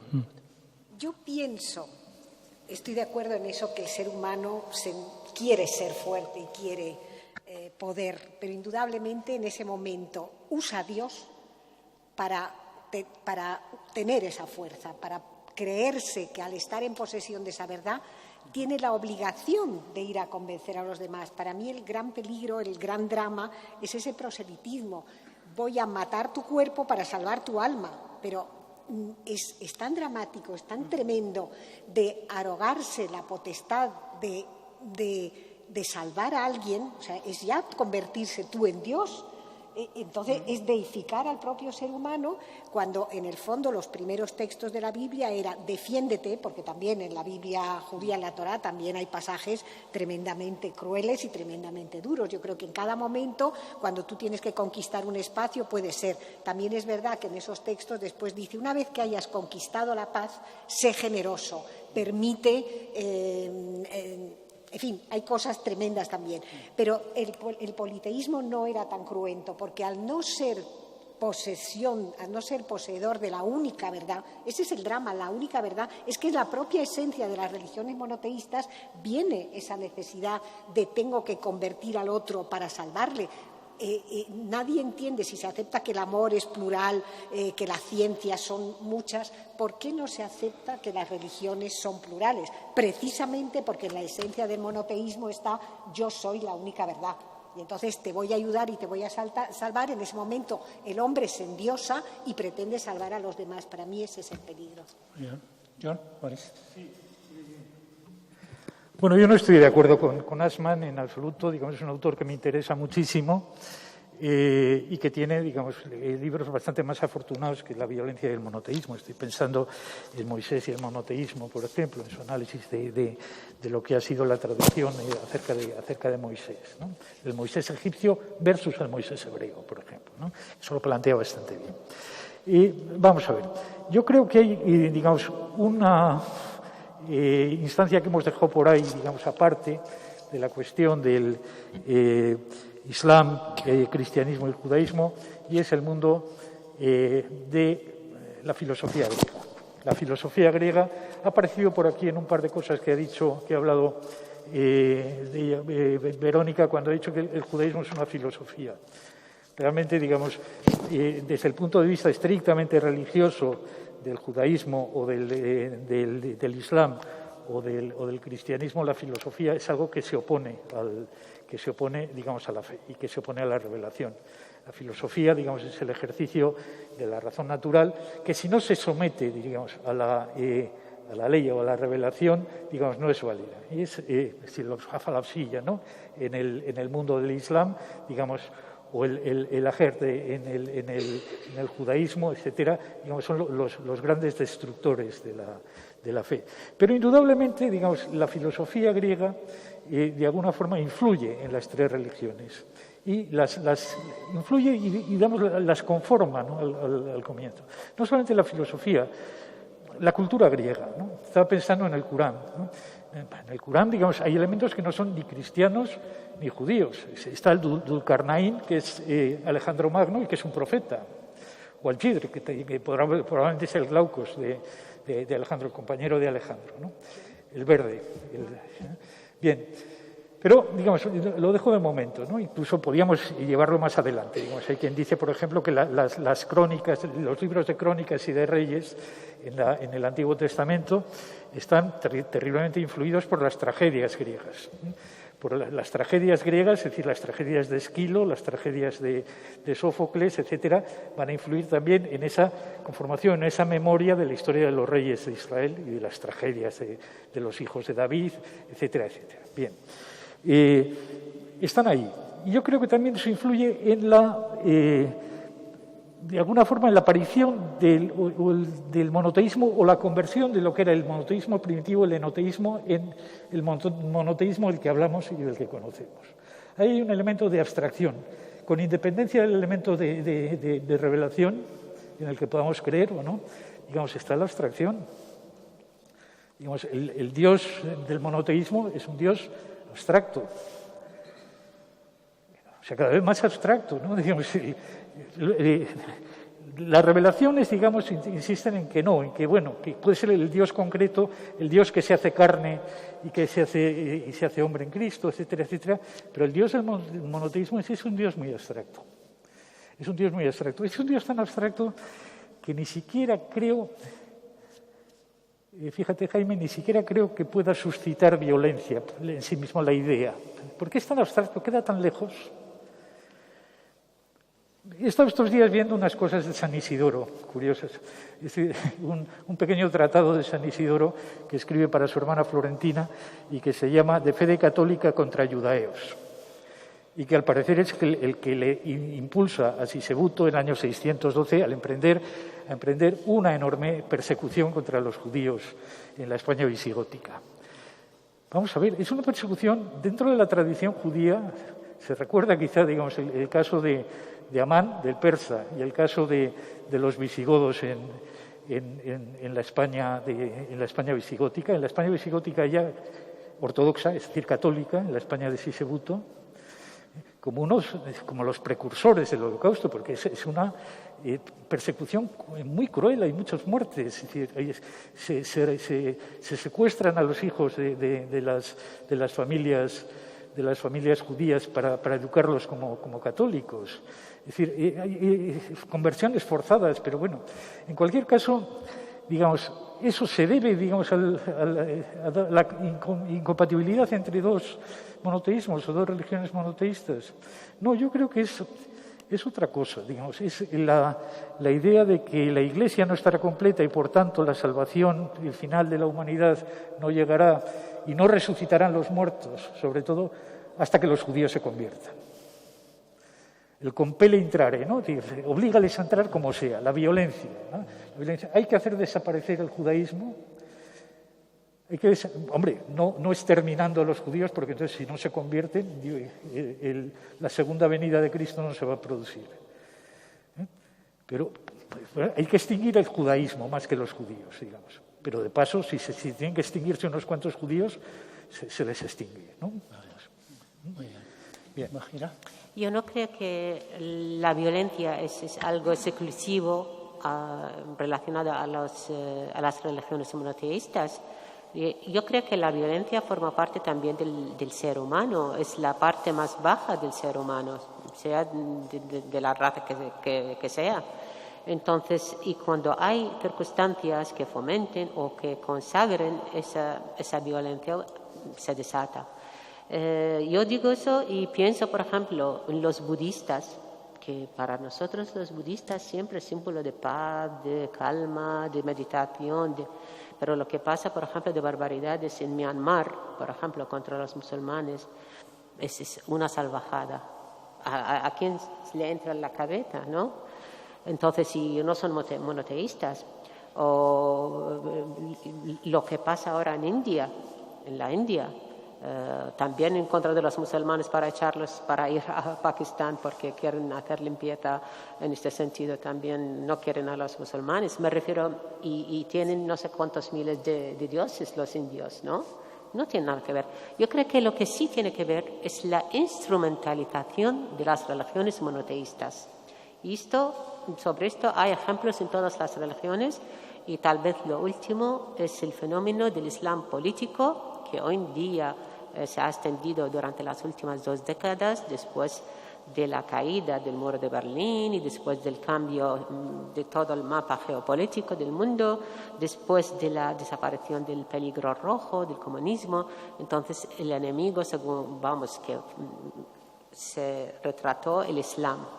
Y esto fomentó la aparición de un Islam político. Es el que fomenta el terrorismo, legaliza matar al otro en nombre de Dios, no sé qué Dios, y por supuesto han matado a musulmanes más que de cualquier otra religión. Yo lo digo porque soy de Irak y sé la cantidad de musulmanes que murieron a manos de esos terroristas, de Daesh, del Estado Islámico.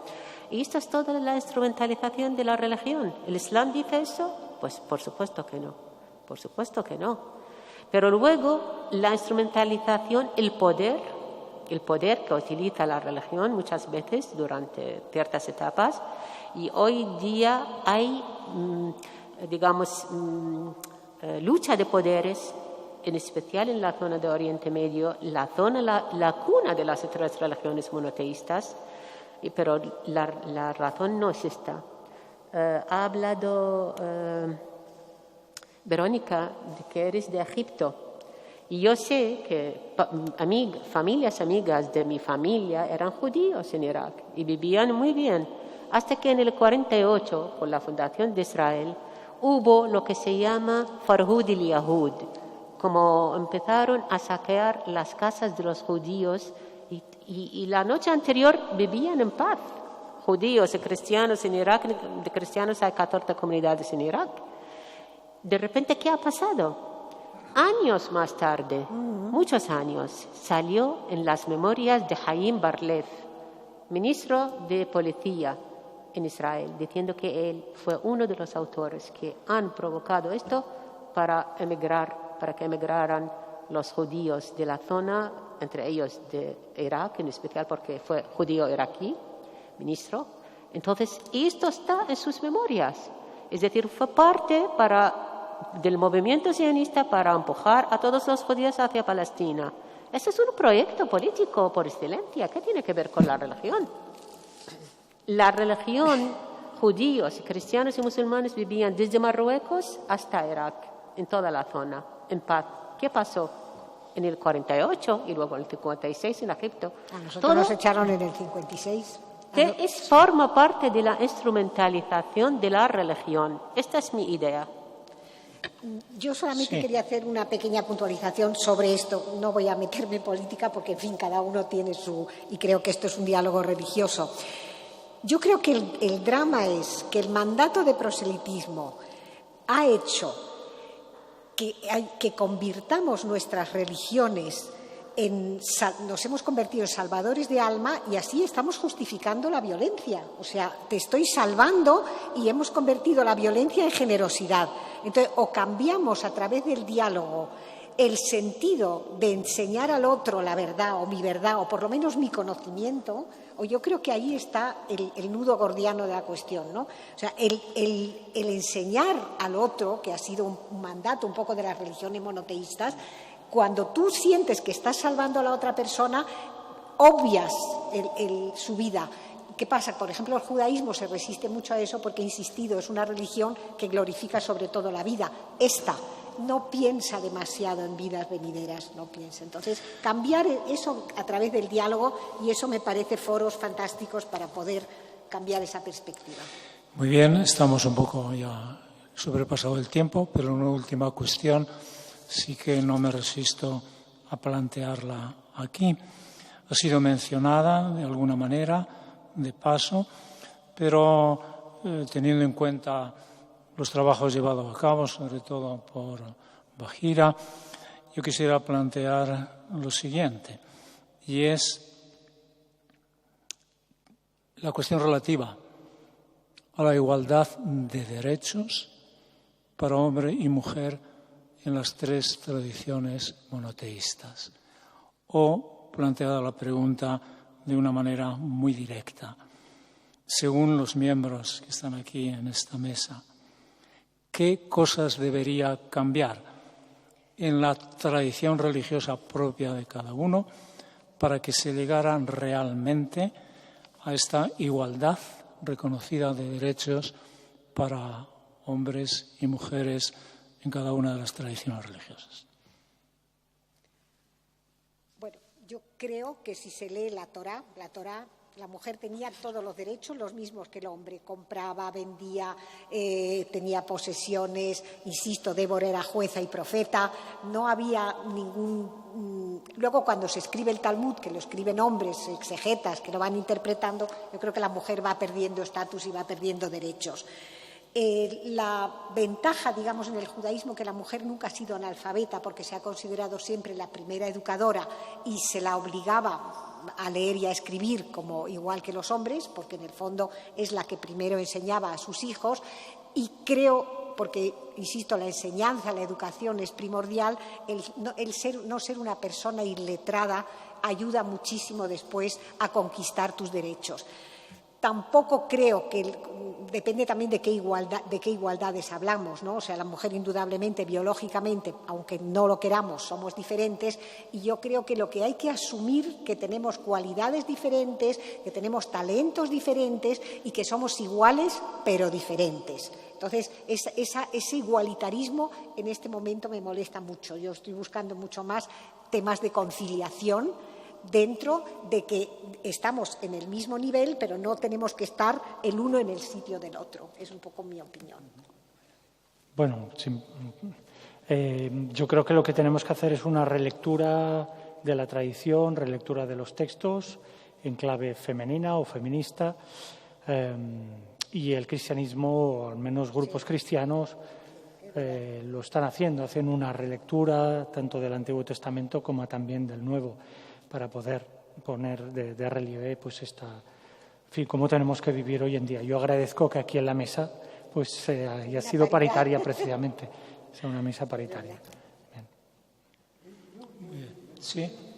Ya que estamos en Burgos, aprovechar la circunstancia para hablar un poco del poema del Cid y de esta cuestión de la igualdad dentro de las religiones de mujeres y hombres.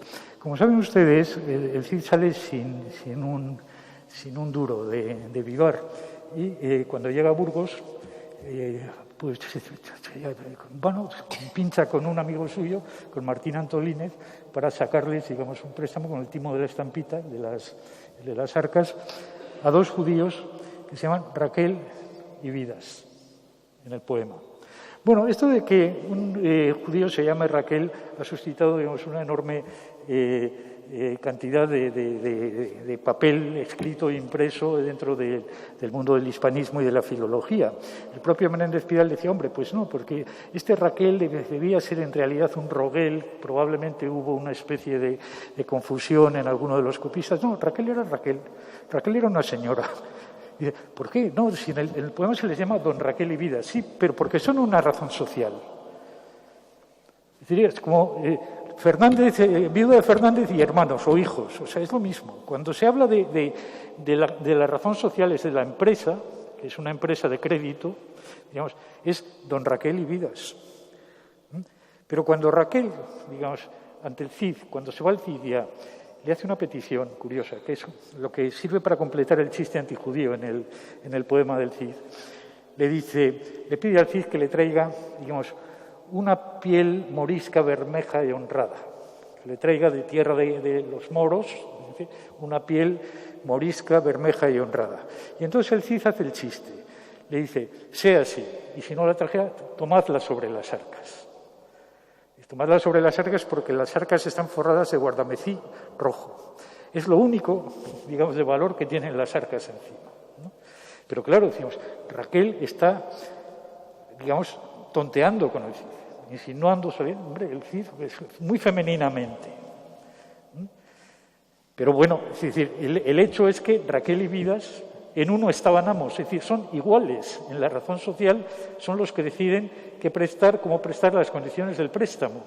No es Vidas, es decir, Jaime, que es el nombre hebreo del personaje, que parece como Vidas en el poema. Son los dos.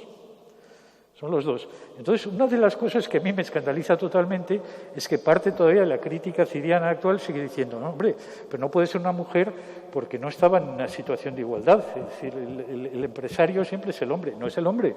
O sea, dentro del judaísmo medieval en España, digamos, las mujeres están al mismo nivel del hombre.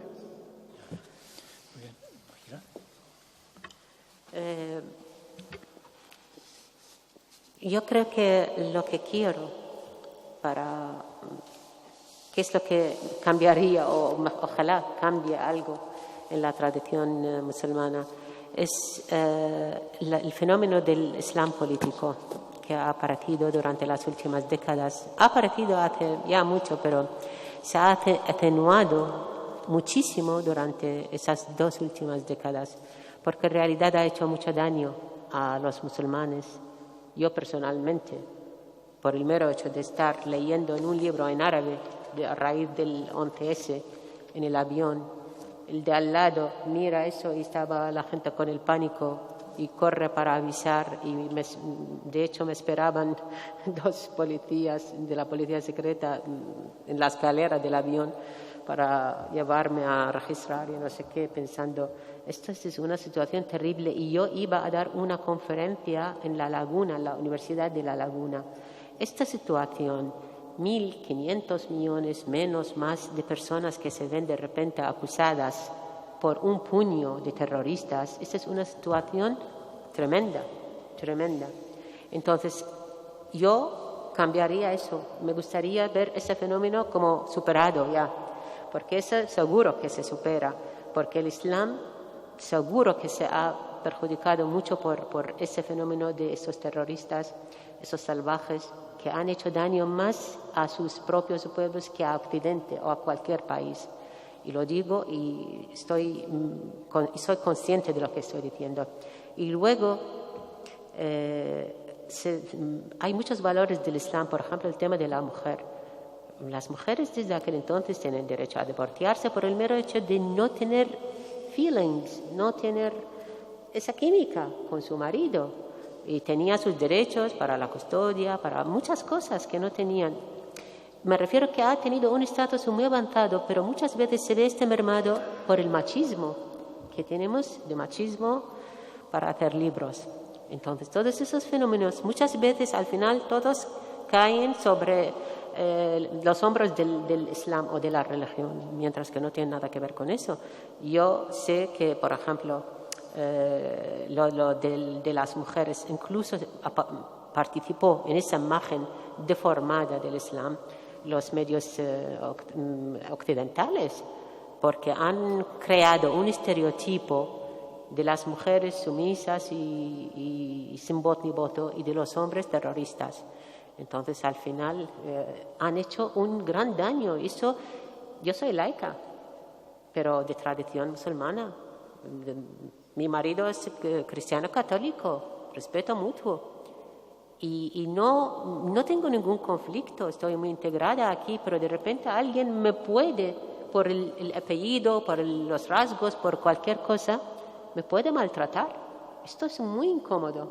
Entonces, hablo de eso.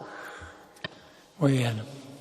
Bueno, ya hemos sobrepasado el tiempo previsto, pero yo quiero, como conclusión, expresar mi agradecimiento más cordial en nombre también del arzobispo de Burgos y en nombre de la Fundación Octavo Centenario por haber podido tener aquí la sesión de esta tarde.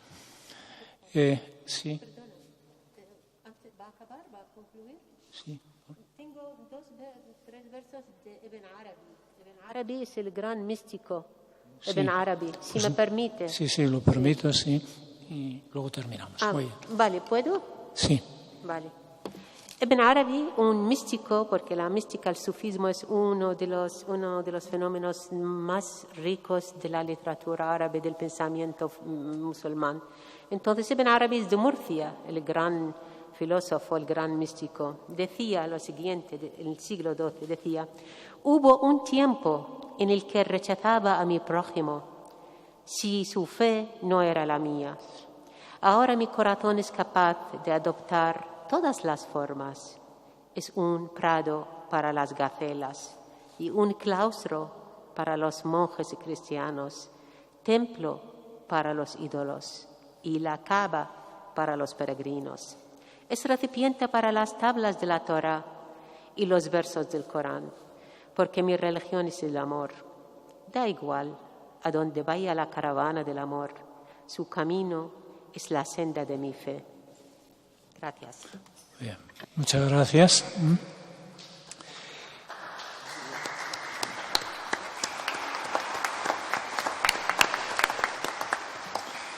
Bien, hemos hecho esta tarde aquí en realidad un ejercicio de escucha recíproca que seguramente nos ha enriquecido a todos, porque me parece que uno de los caminos importantes para llegar a establecer esa concordia y esa convivencia pacífica es precisamente esta capacidad de diálogo, esta capacidad de escucha y esta capacidad de encuentro, hasta el punto de que uno, desde su propia identidad creyente, es capaz de descubrir en el otro y en la otra tradición cristiana unos elementos vividos en esa otra tradición cristiana, a veces con más fuerza y con más intensidad que la propia. Es el camino, por tanto, del diálogo y del encuentro. Muchísimas gracias a todos por su presencia aquí. Una gracia especial a la COPE, que ha transmitido toda esta sesión, y quedamos convocados mañana, para aquellos que lo deseen, a la misma hora, a una tercera sesión que estará dedicada precisamente al diálogo entre los distintos saberes. Muchas gracias, buenas tardes y hasta mañana.